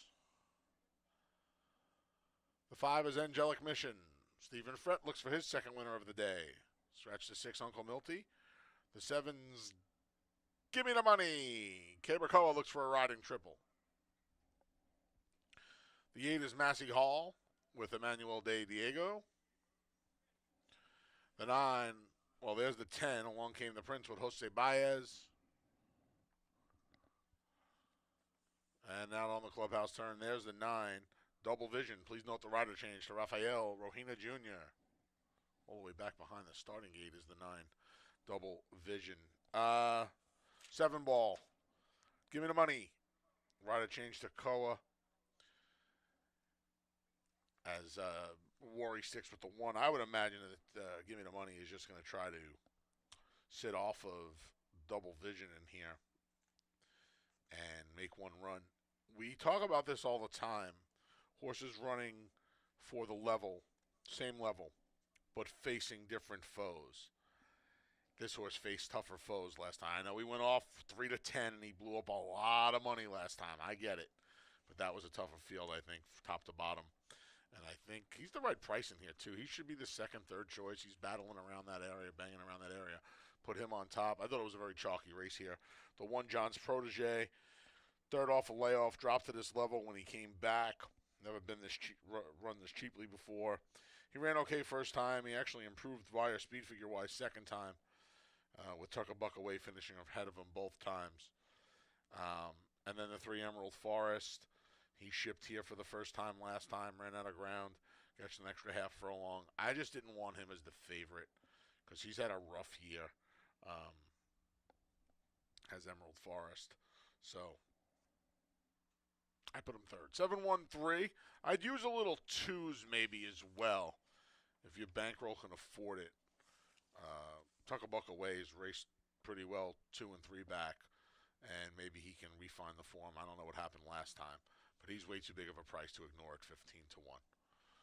Best of luck here in race 5. Kick off that late pick 4.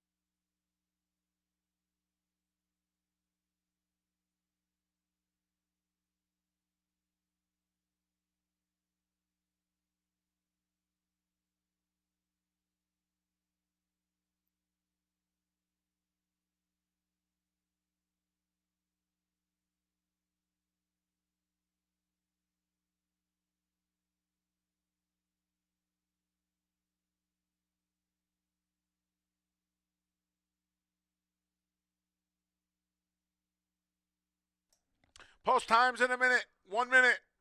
Get those late pick 4 tickets in now.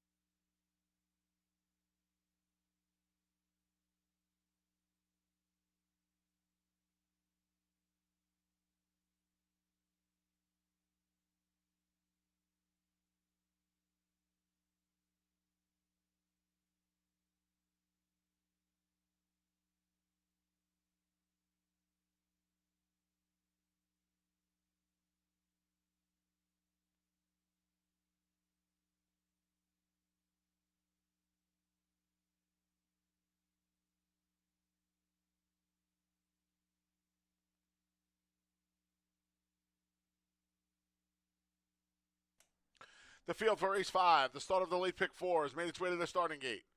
And it's post time.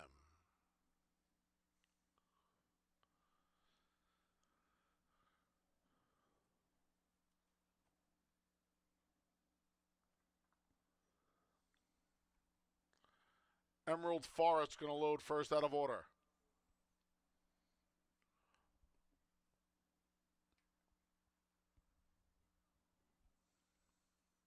He's your 7-5 favorite currently. In goes John's protege to stall 1. Tuck a buck away is next.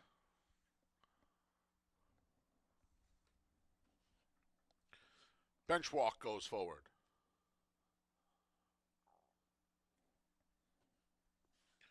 Here's Angelic Mission.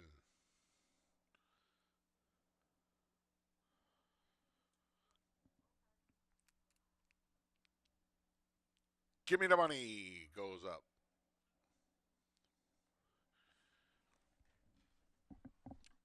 Long shot Massey Hall's next.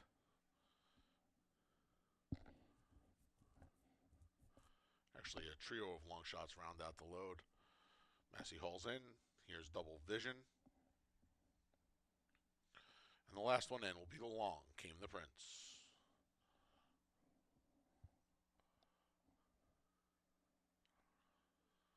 There in the gate.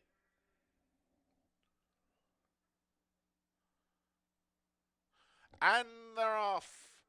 There goes Gimme the Money and Double Vision for the lead. Between them is Massey Hall. Rushing up along the inside, there's John's protege along with Emerald Forest. The gray, Angelic Mission, is just inside of Along Came the Prince. They're joined by Benchwalk, and the trailer is Tuck a Buck Away, 9 lengths from the leader. It's Gimme the Money, who emerges with a half length on Massey Hall. Another 3/4 of a length to Double Vision through a quick opening quarter of 22 and 4. Then we come back to a mad scrum. Along Came the Princes there. In between, John's protege just stepped on the brakes a bit. Angelic Mission. Down along the rail is Benchwalk. And then we come back to Tuck a Buck Away. And Along Came the Prince. The field makes their way along the far turn. Gimme the Money. Hounded now on the outside by Emerald Forest. Emerald Forest and Gimme the Money through a 46 and 4/2. Off the turn and into the stretch. Gimme the Money trying to see it through. Emerald Forest trying to reel him in. From the back, Benchwalk gets going late. They're inside the 8th pole, headed to the 16th pole. Gimme the Money keeps on going today. And Gimme the Money is going to hold sway over Benchwalk and all the rest. Gimme the Money 3/4 of a length. Then it was Benchwalk, Emerald Forest. John's protege rounds out the super and 112 and 4.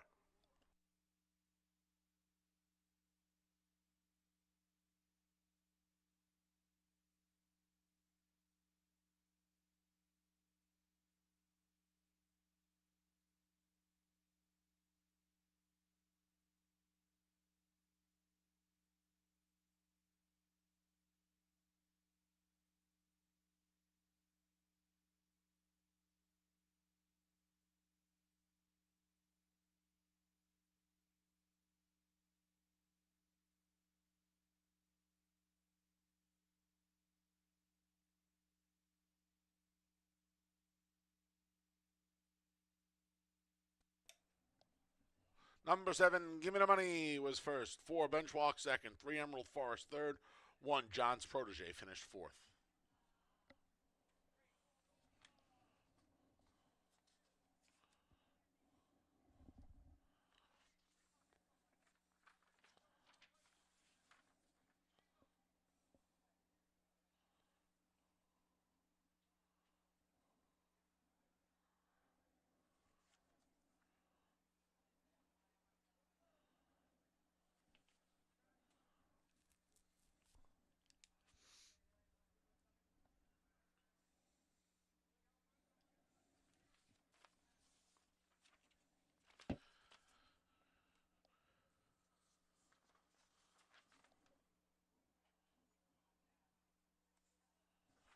Returning to the winner's circles, the number 7, Gimme the Money.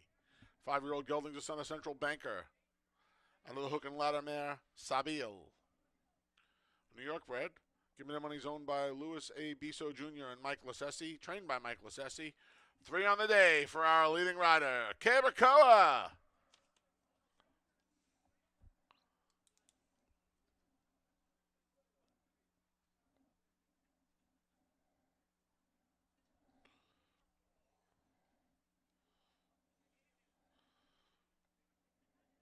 With that win, Kabakoa now over 100 victories in the 2024 season here at Finger Lakes Gaming and Racetrack. $2 double, 5-7, 110 even. $2 exact to 7-4, 69.50. 50-cent try, 7-4-3, $57.25. 10-cent super, 7-4, 3-1, 27.40.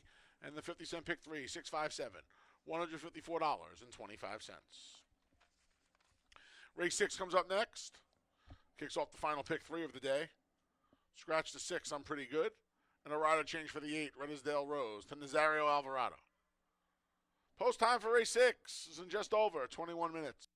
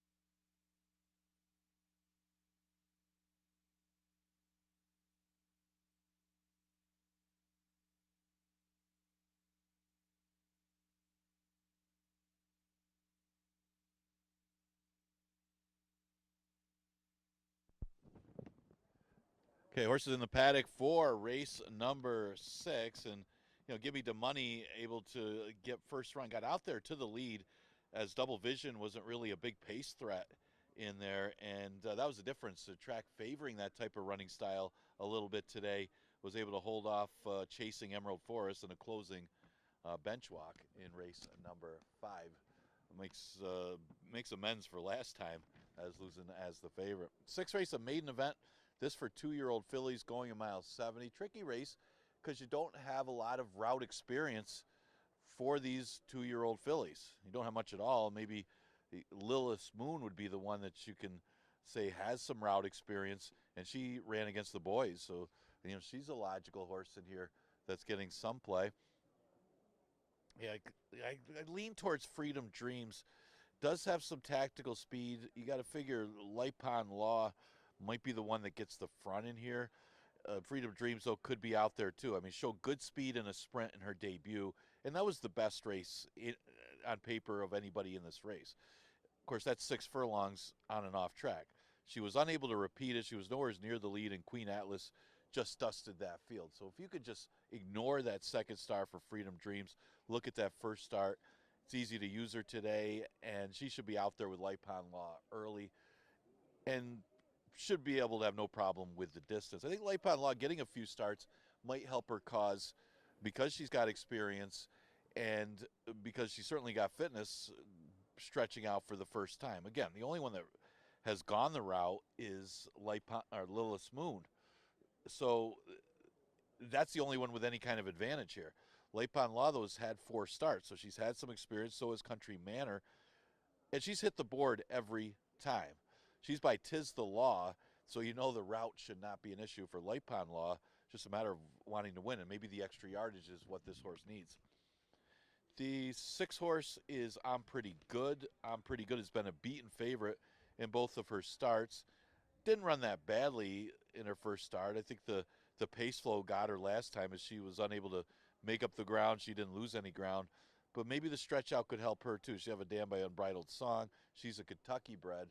But this is a race that, could be more of a trip. She'll get more of like a stalking trip in the route, and they got to come back to her a little bit. Remember, you got to be close today, it seems like. You don't see too many horses come from way out of it. Mentioned Lilith Smooth. Yeah, Lilith Smooth has that route, and it was against male competition. It wasn't the strongest of fields, but she did run 3rd, and getting that route experience might give her that advantage over a bunch of horses that haven't gone long in their career. She adds blinkers and got the red-hot Stephen Fred off the stakes victory in race number 6. Exacta Tri Super Daily Double and Pick 3 starts in this race.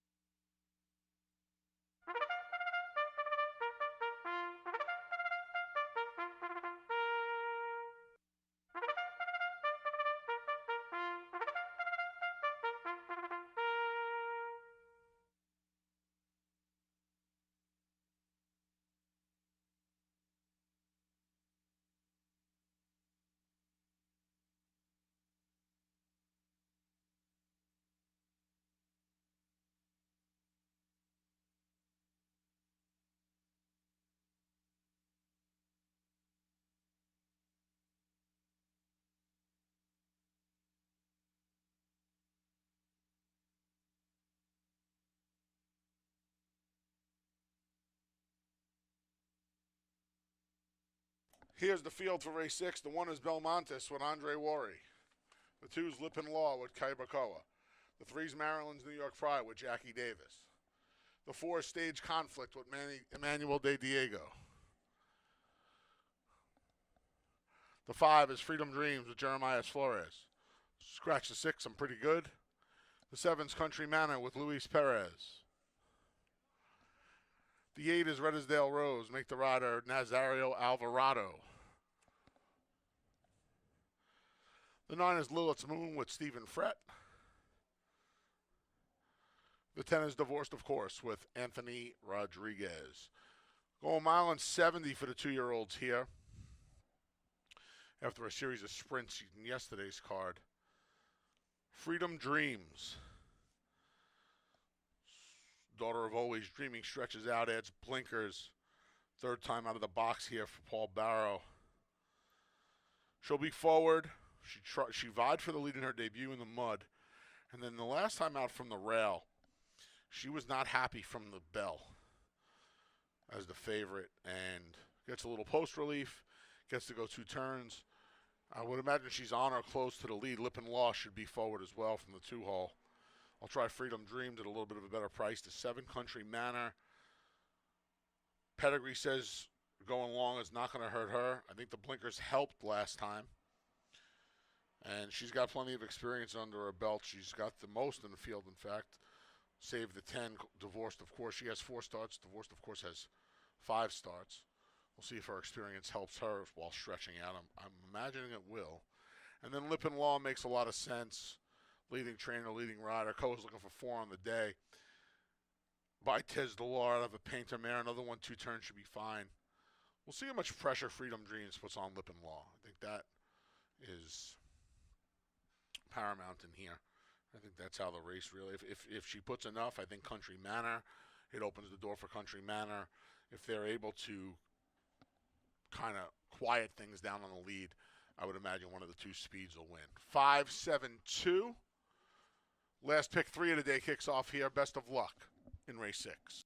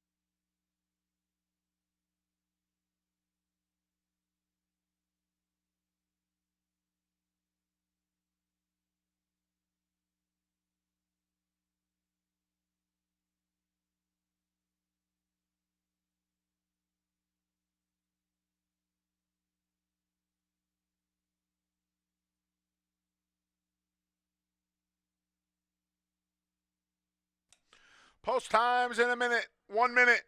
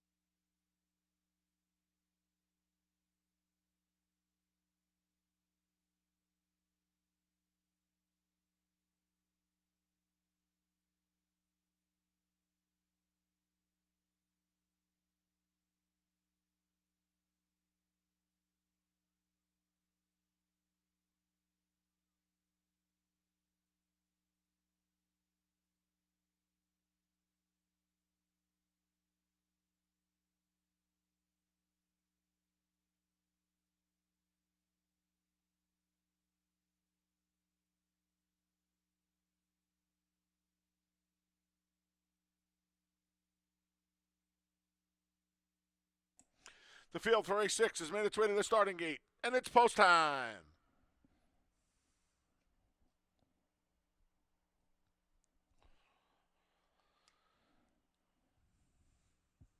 Kick off the final pick 3 of the day here in race 6 is Belmontes. Goes in first.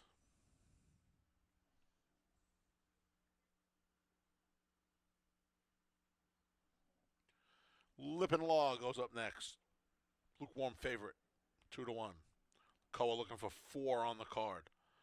Here's Maryland's New York Pride.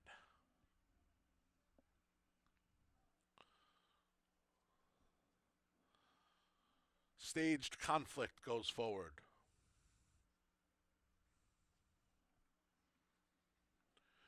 Here's Freedom Dreams. Country Manor goes forward.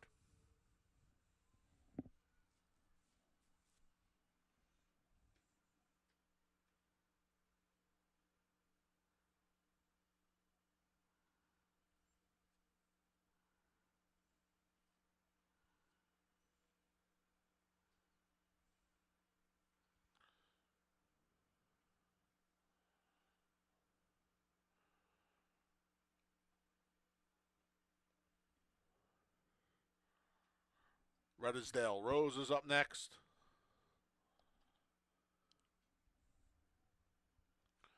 Here's Lilith's Moon. Last to load's Divorced, of course.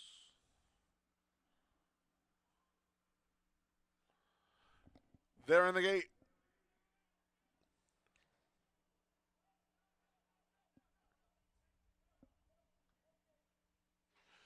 And they're off. Oh, a little bit of a troubled beginning there for the number 8, Redisdale Rose.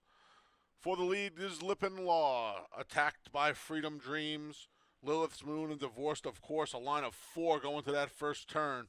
Backing out of there is going to be the favorite, Lipin Law. Along the inside in 5th is Belmontes, tracked by Freedom Dreams. Widest of all on that first turn was Country Manor. Then we come back along the rail to Maryland's New York Pride, and about 30 from the front is Redisdale Rose. Freedom Dreams emerges with the lead. An honest opening quarter of 24 flat. Now Jeremiah Flores backs it down. Lilith's Moon comes up alongside, a half length back in second. The pair of Lipin Law and Divorced, of course, 3rd and 4th. Then a line of 3 from the inside. It's Belmontes. Between there is Stage Conflict. Country Manor stacked 3 deep through a 49 and almost 4 half. Then we come back to Maryland's New York Pride, and all the way back is still Redisdale Rose. Freedom Dreams still leads. Freedom Dreams a length. Lilith's Moon, Divorced, of course, launches a 3-wide bid. Lipin Law's got to do more from there. Back in 5th is Country Manor as the field makes their way along the far turn. Freedom Dreams, Jeremiah Flores lets it out a notch. Now Lipin Law begins to attack through a 116 and 1 3/4 time. Off the turn and into the stretch. Freedom Dreams has been there from the start. She's going to try and finish it right now. She opens up a 2.5 length lead. Lipin Law give chase from the back. Maryland's New York Pride is absolutely flying at a gigantic price at the inside. Freedom Dreams trying to hold off, but Maryland's New York Pride went right on by. And she jumped a shadow there. Maryland's New York Pride jumped the shadow, but she's still going to get it done at 22-1. Maryland's New York Pride over Lipin Law, then Divorced, of course. Freedom Dreams faded to 4th in 149 flat.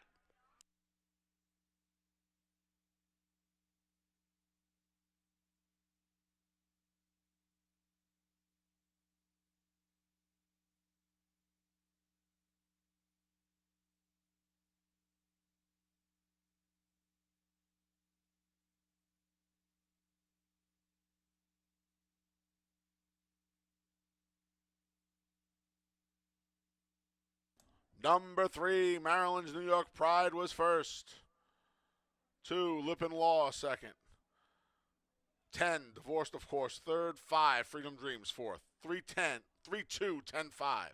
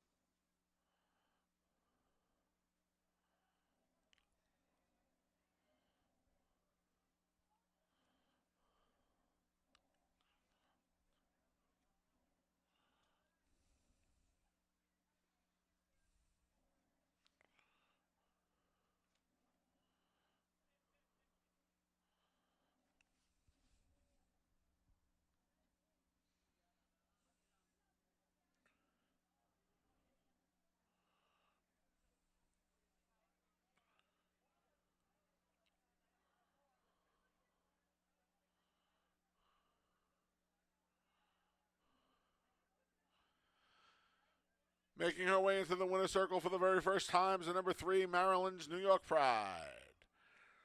2-year-old filly is a daughter of Tonalist out of the exchange rate mare Auntie's the One. A New York bred, Maryland's New York Pride is owned by Joseph Bucci, trained by William Bartlett, winning rider Jackie Davis.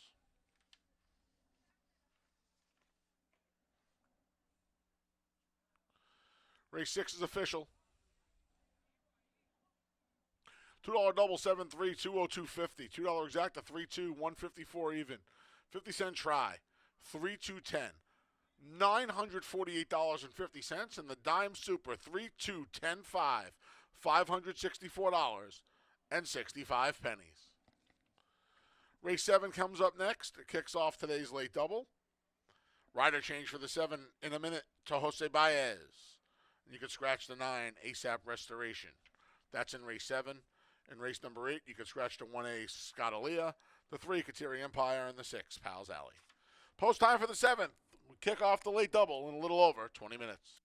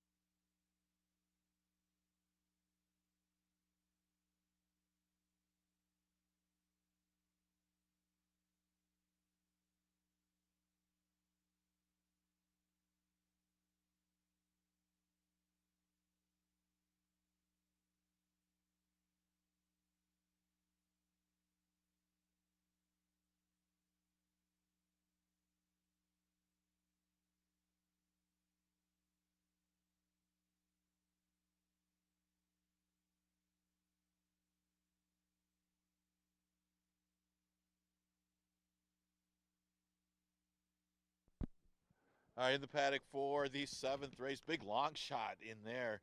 You know, that's what happens when you got 2-year-olds, especially when they don't have route experience. You'll get the price. Congratulations to the connection. That big price in race number 6. Those are a lot of fun. That's where the all button is your friend. 7th race is an allowance event, never won state bred. And yeah, we'll start with the 6, Bad Larry. Bad Larry, he lost by 2 lengths against the one other than state breds in September. That's good enough to beat this field. Last race wasn't as good, but it was a chase and fade against a tougher group going a route. This is much easier. Is better bred for the turf than the dirt, but you see most of his experience is on the dirt, and it's good enough to beat these if he can take that form and run his race here at Finger Lakes. He is getting some play at 8-5. You know, Crypto Causeway is getting no respect here, and Crypto Causeway has been competitive against better allowance horses. You look at the rest of this field, you got a lot of horses that are basically claimers, $5,000 claimers, maybe 11 and 9. Crypto Causeway is running against Kahala, who was a freak, was a monster. I don't want to say he was a freak, but it was a monster in as far as how good he was compared to that field. And Brewpub, who was second that race, came back to win his next start. You also had Don't Lose Cruise. Don't Lose Cruise would beat this allowance field. So it's kind of a softer allowance group. So I'm surprised that this horse isn't getting much more play than what he is, because I think he's a very logical horse to at least hit the board and be competitive against a bunch of claimers, basically, in here, other than, say, Bad Larry and Count Frost. Now, Count Frost is turning back in distance out of a 2-mile race last time, and he won that race, so maybe the longer the better for Count Frost. Now, if you look at the form on this horse, he runs on all different surfaces. He's actually better when you're talking about dirt on off dirt, but he does come off that victory at Mahoney Valley in a marathon. Certainly plays on fitness. Exacta Tri Super and Daily Double offered in race number 7. You got about 5 minutes to post. Scratch the 9, ASAP Restoration.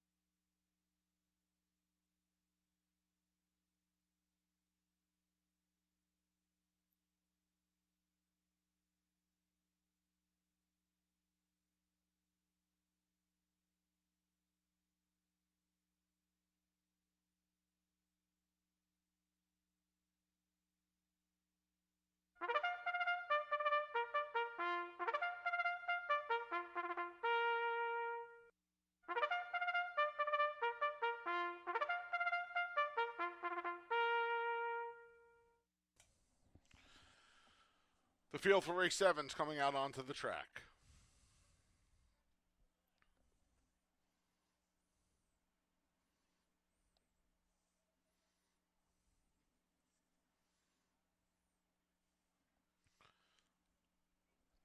The 1 is Crypto Causeway. Jeremias Flores rides. The 2 is Count Frost with Romero Mirage. The 3 is Retail Man with Jackie Davis. The 4 is Raw Courage, Stephen Fretz in the saddle. The 5 is Sight Unseen with Kevin Navarro. The 6 is Bad Larry with Lane Luzzy. The 7's In a Minute with Jose Baez. The 8 is Bert. Nazario Alvarado rides. Scratch the 9, ASAP Restoration. And the 10 is Mo Trump with Caber Koa. Had a friend of mine named Anthony a long time ago tell me, you don't get in the way of a win streak. Or a losing streak, for that matter. So I am going to ride the In a Minute win streak. And they were really impressive. Took every single dollar on the board back on October 14th and ran to it. and then just smashed the 5-3 life in his next start. I mean, really, two big performances. Career best buyer figures in both, and actually second and third, I should say. Earlier in his career, he had a bigger one. I just, and the race two back was even more impressive because he really doesn't like moisture in the ground, and he still romped. I can't believe the price he is. I know he's stepping up big time in class, but this is, in a time of year where most barns are dropping because the season's ending, Beth Miller Saul is really taking it. I love it. I love seeing the aggression. Let's see what we got here in a minute for me at a huge price. Um, the 10 Mo Trump, he'll be shadowing in a minute. I'm going to try and get the two speeds around there. I'll tell you what, when he shows up, he's dangerous. When he doesn't show up to play, he's awful. Which Mo Trump shows up? If the good one shows up, he's going to be tough. If the bad one shows up, he's going to be out of the number. 3-1's probably the right price to find out which one shows up. Bad Larry, I get the money Bad Larry's taking. I don't trust Bad Larry as far as Lane Luzzy could throw me. But he's getting that circuit relief, and he has not been running for a tag down south. He has been running in the other then. So you don't blow the condition here because it's a restricted race. I understand taking a little shot, get a little confidence under his belt. He started the year with a couple of wins. He looked like he was off and running around almost 100,000 without seeing the winner's circle since the springtime. And we'll see how he handles the two turns up here. His two-turn races are okay. That's the biggest difference between the distance races. The two-turn races are okay. He's probably better around one turn. We'll see how much it comes into play today. 7-10-6. Best of luck here in race number 7.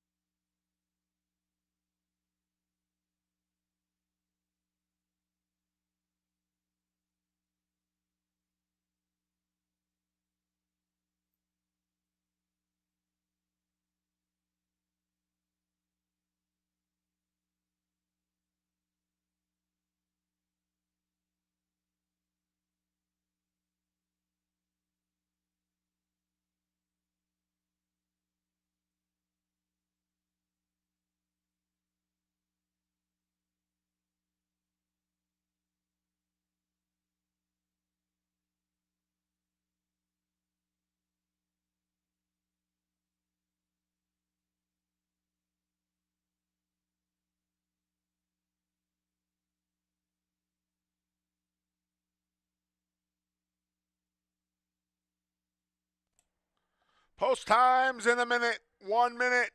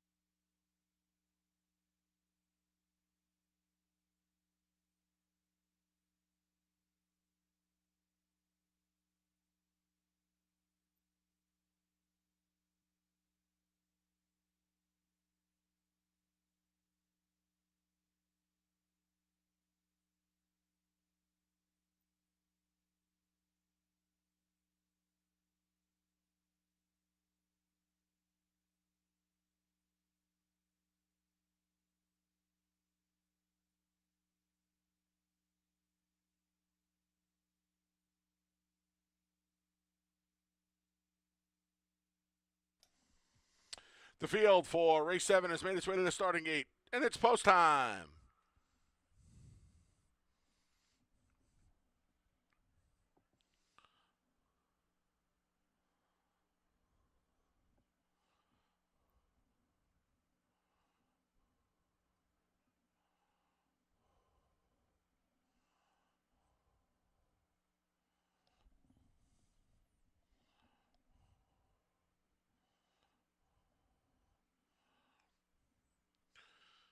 Crypto Causeway to first to load.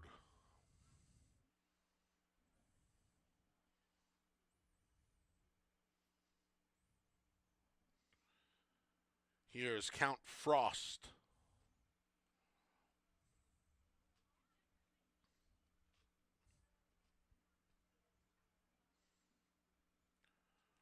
Retail Man goes forward.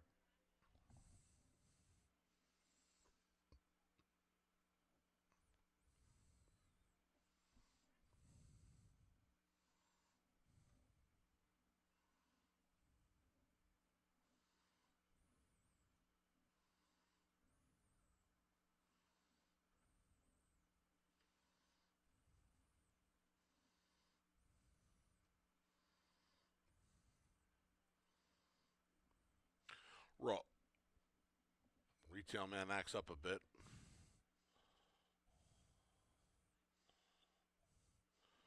Jackie Davis climbs off.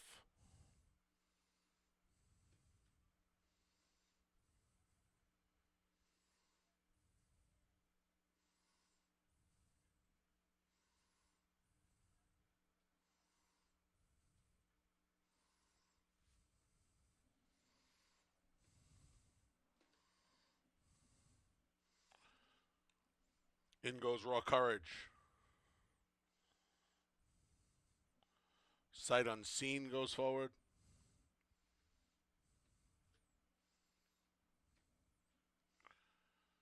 Here's your favorite, Bad Larry.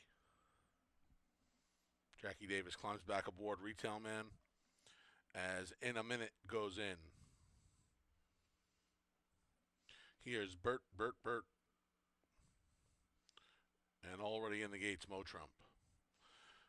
They're in the gate. And they're off. In a Minute, getting hustled out of there by Jose Baez for the lead.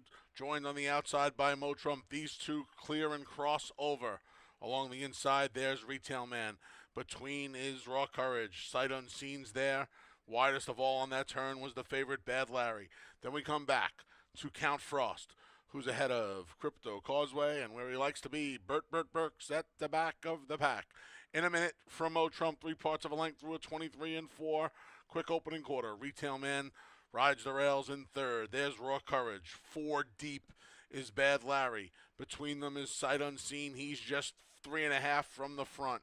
It's a gap of about 4 lengths to Count Frost, who's just passed by Crypto Causeway, and Bert still trails. He's about 18 from the leaders. 48 and 3. As In a Minute keeps on going. Retail Man found room at the rail, but In a Minute held the lead. Mo Trump on hold, ready to roll with Koa looking for 4 as the field makes their way midway on the turn. It's still In a Minute. Retail Man trying at the rail. Mo Trump trying outside. In a Minute's opened up a 2.5 length lead. In a Minute by 2.5 through 3/4 and 113 and 1. From the back, Crypto Causeway's passed a lot of horses. He's still got 3 more to pass. Less than a 1/4 of a mile to do it.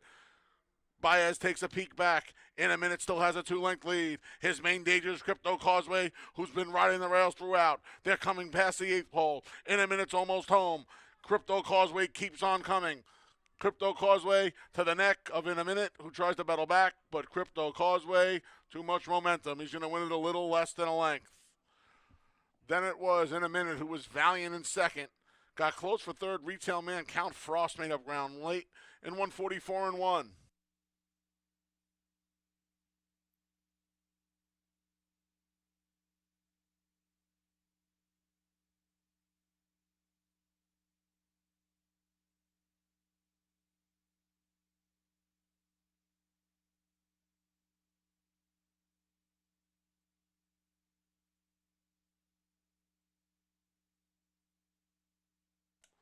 Number 1, Crypto Causeway was first.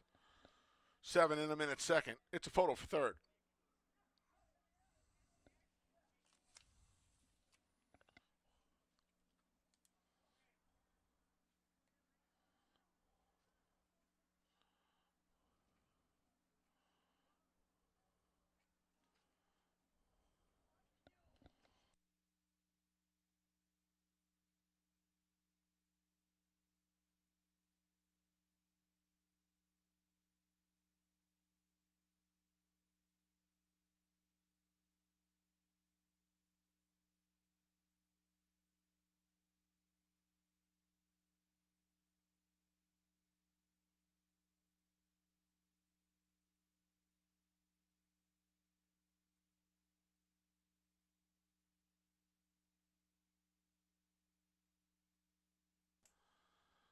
Three Retail Man third, 2 Count Frost fourth. 1732 unofficial in race 7.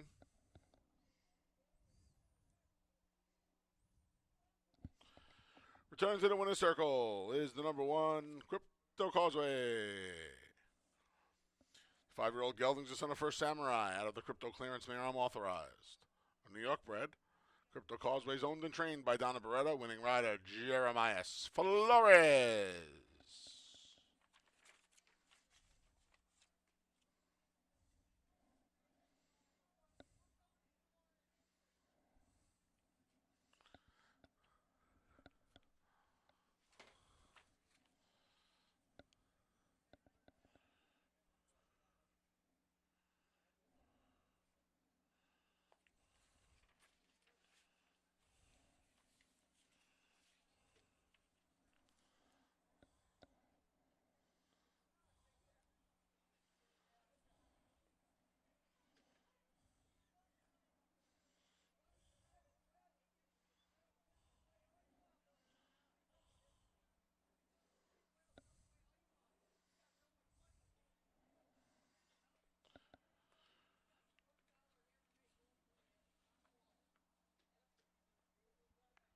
$2 double, 3-1, $283 even. $2 exacta, 1-7, 58.50.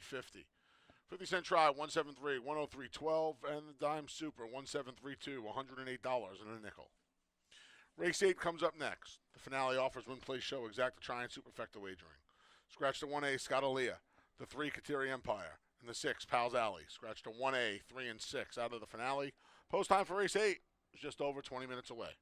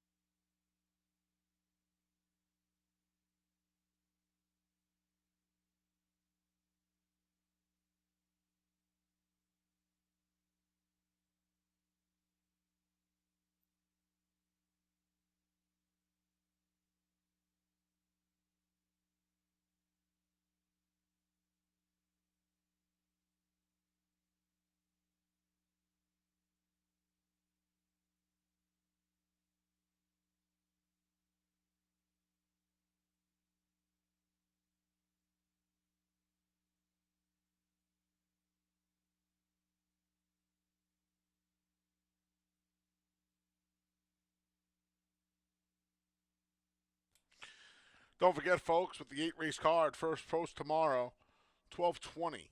A 12:20 first post tomorrow. There will be a pick six carryover, regardless of the result of the finale.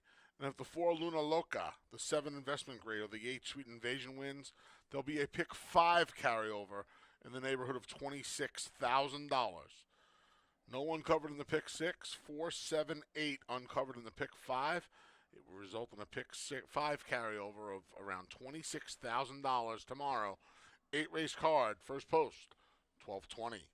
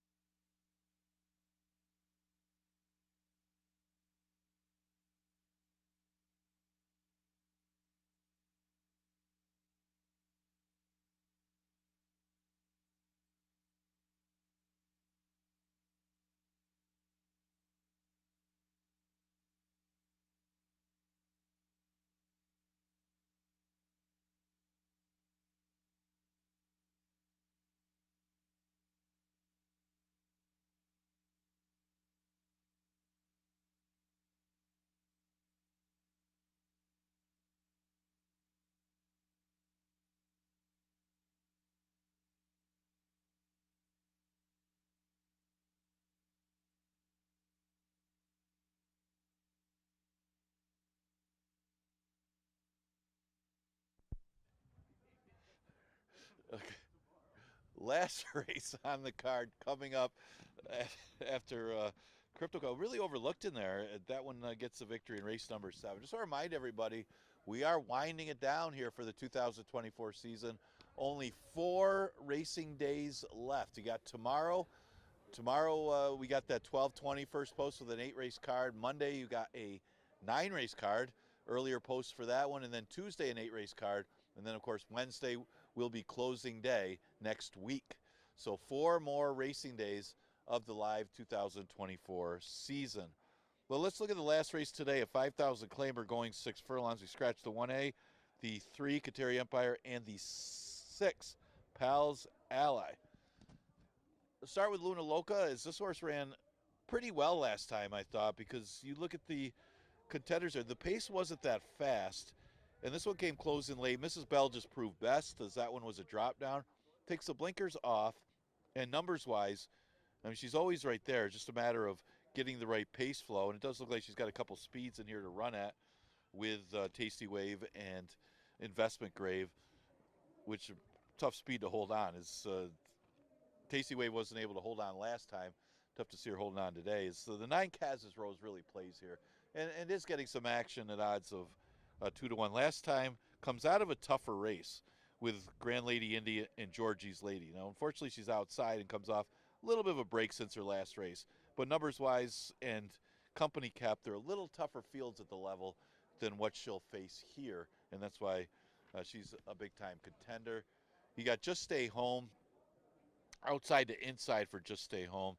The one knock on her, though, is she's more of a router than a sprinter, to say the least. She's 0 for 11 overall in sprint races. All 9 of her career wins have been in routes. But then again, a lot of her races haven't been at this level in the sprint races that she's been in, so it wouldn't be a big surprise. And, you know, maybe she needed that last race coming off a 3-month layoff where she ran into Fast Fran, who dusted that field. Fast Fran just doesn't come back when she gets the lead, and would do so against this field too. The 5 is Ramon. She's more of an underneath type. She also comes out of the Fast Fran Georgie's Lady race, which was a pretty good race. I mean, you look at that race, the Fast Fran Georgie's Ladies, you look at Kaz's Roses race with Georgie's Ladies in there, and then you look at some of these other ones where Investment Grade was against Bad Connection, Tasty Wave was against, you know, Mrs. Bell.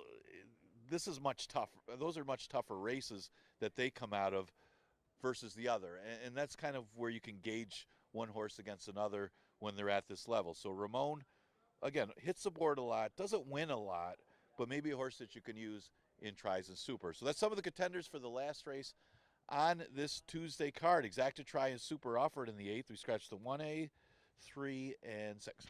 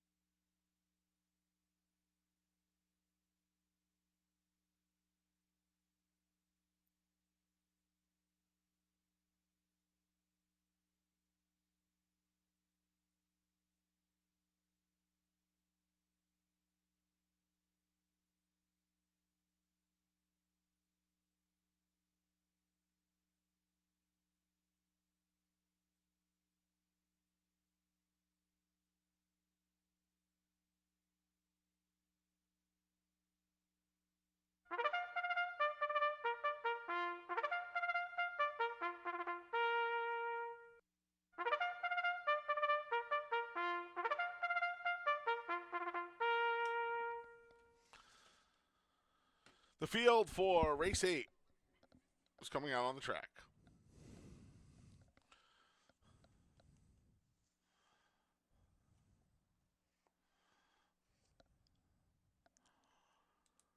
The 1 is Just Stay Home with Anthony Rodriguez. Scratch to 1A, Scott Alea. The 2 is Clifton Punch with Emmanuel De Diego. The 2B is Tasty Wave with Dalton Brown. Scratch to 3, Kateri Empire. The 4 is Luna Loca with Jose Baez.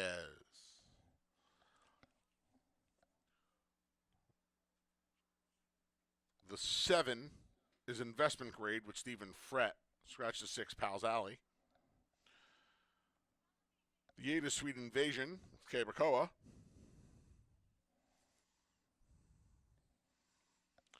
The 9 is Kaz's Rose with Andre Worry. And there's the 5, Ramon with Jackie Davis. You knew I was trying my girl Luna Loca one more time before the season ended. Blinkers come off. She's hit the board in all but one of her starts here at Finger Lakes. And that was back in July, around 2 turns. She's a sprinter, and she's a weird sprinter. Sorry, Luna Loca, you know I love you. But she's the kind of closer that appreciates less pace because it leaves her with less to do. So I don't see a ton of early speed in here. And the early speed in here isn't that particularly fast. I guess Tasty Wave is the fastest, but is she really that fast? It pulls Luna Loca into the race. I think she works out the trip, especially from the rail after blowing the turn last time and being widest of all. Give me Luna Loca. By the way, the 2 horses I like the best in here, neither are covered in the pick 5. So maybe it's wishful thinking as well, but I didn't know that when I submitted my picks at 10:45 this morning. Sweet Invasion got the job done last time.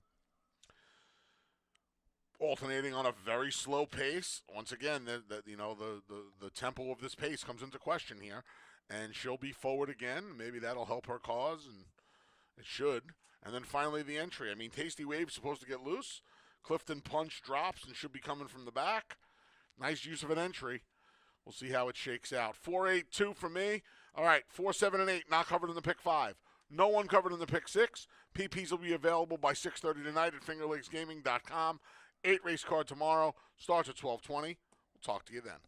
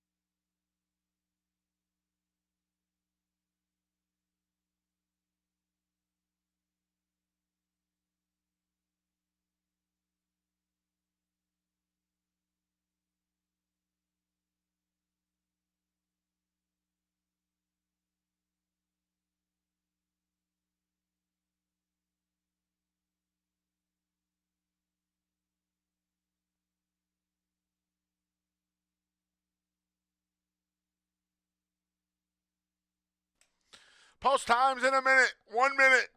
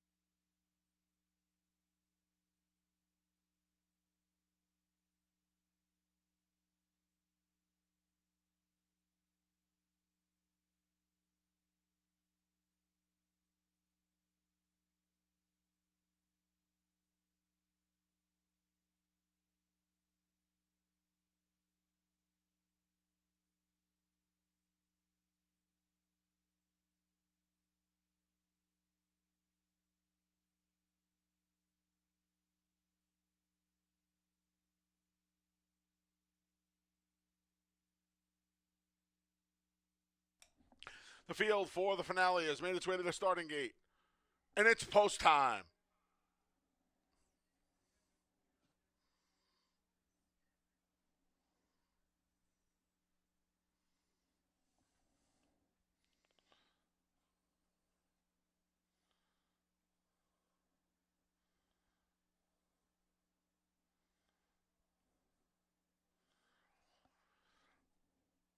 The first to load's Luna Loca.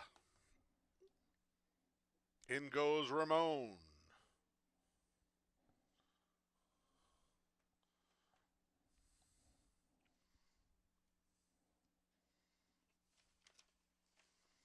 Something I used to tell my ex-girlfriend, just stay home. Here's Clifton Punch.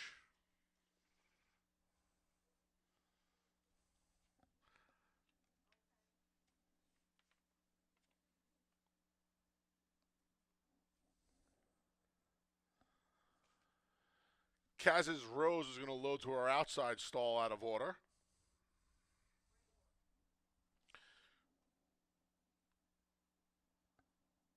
Here's the gray mare, Tasty Wave going in, part of the favorite entry. Investment Grades up next.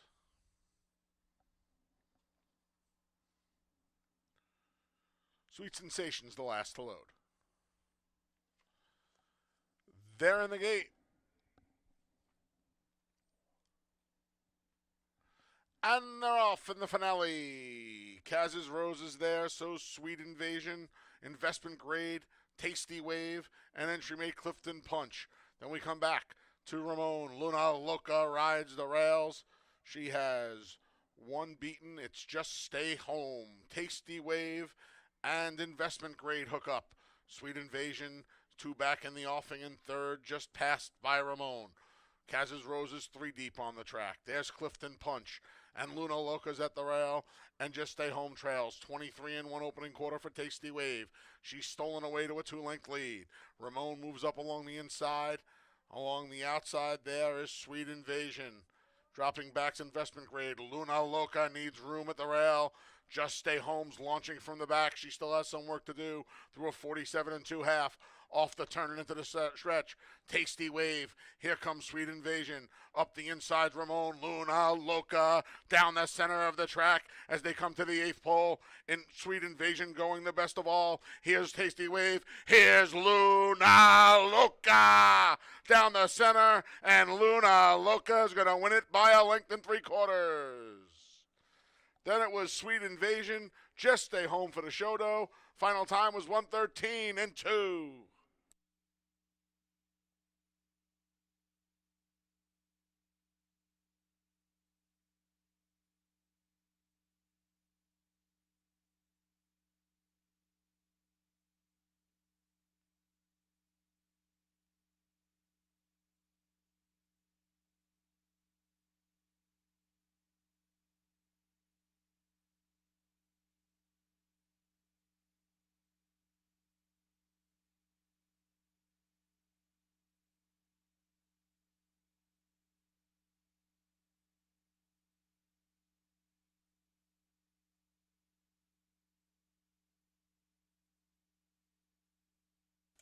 Number 4, Luna Loca was first. 8, Sweet Invasion second. It's a photo for third.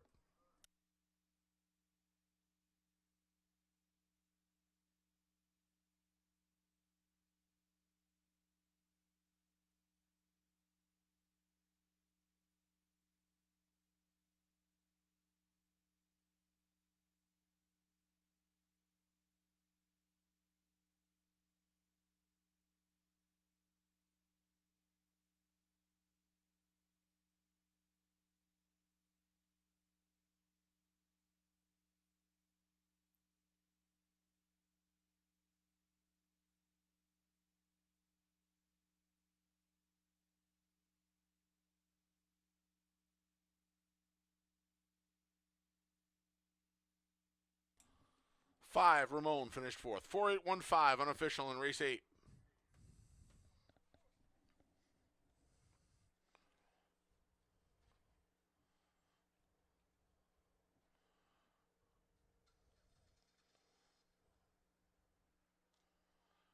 Returning to the winner's circles with number 4, Luna Loca. 4-year-old filly. Was the daughter of Malibu Moon out of the Any Given Saturday mare, Sweet Love.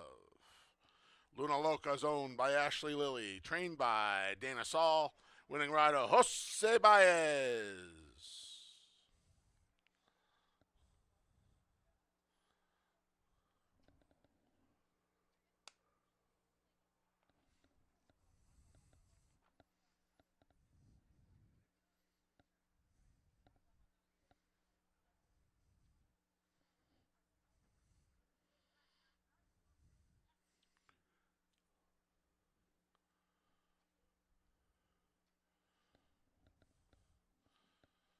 $2 double, 1-4, 36.80. $2 exact to 4-8, 42.60. 50-cent try, 4-8-1, 33 and a quarter. 10-cent super, 4-8-1-5, $17.67. 50-cent pick 3, 3-1-4, 224.50. 50-cent pick 4, 7-3-1-4, $9.15 and a quarter. Nobody picked 5. Pick 5 carryover, $26,408.20. Nobody picked 6. Pick 6 carryover, $29.52. Console was 4 of 6. That was good for $185. That wraps up the live racing portion of the day here at Finger Lakes Gaming at Racetrack. Simulcasting remains open until 5:30. The casino remains open until 4 a.m. Live racing resumes tomorrow with a first post of 12:20 and carryovers in the pick 6 and the pick 5. Until then, on behalf of the broadcast team, staff, and management here at Finger Lakes Gaming and Racetrack, I'm your track announcer, the Big A, Anthony Stabile, thanking you for joining us today. We'll see you tomorrow at 12:20. Until then, please arrive home or wherever you're going safely. Have a great night.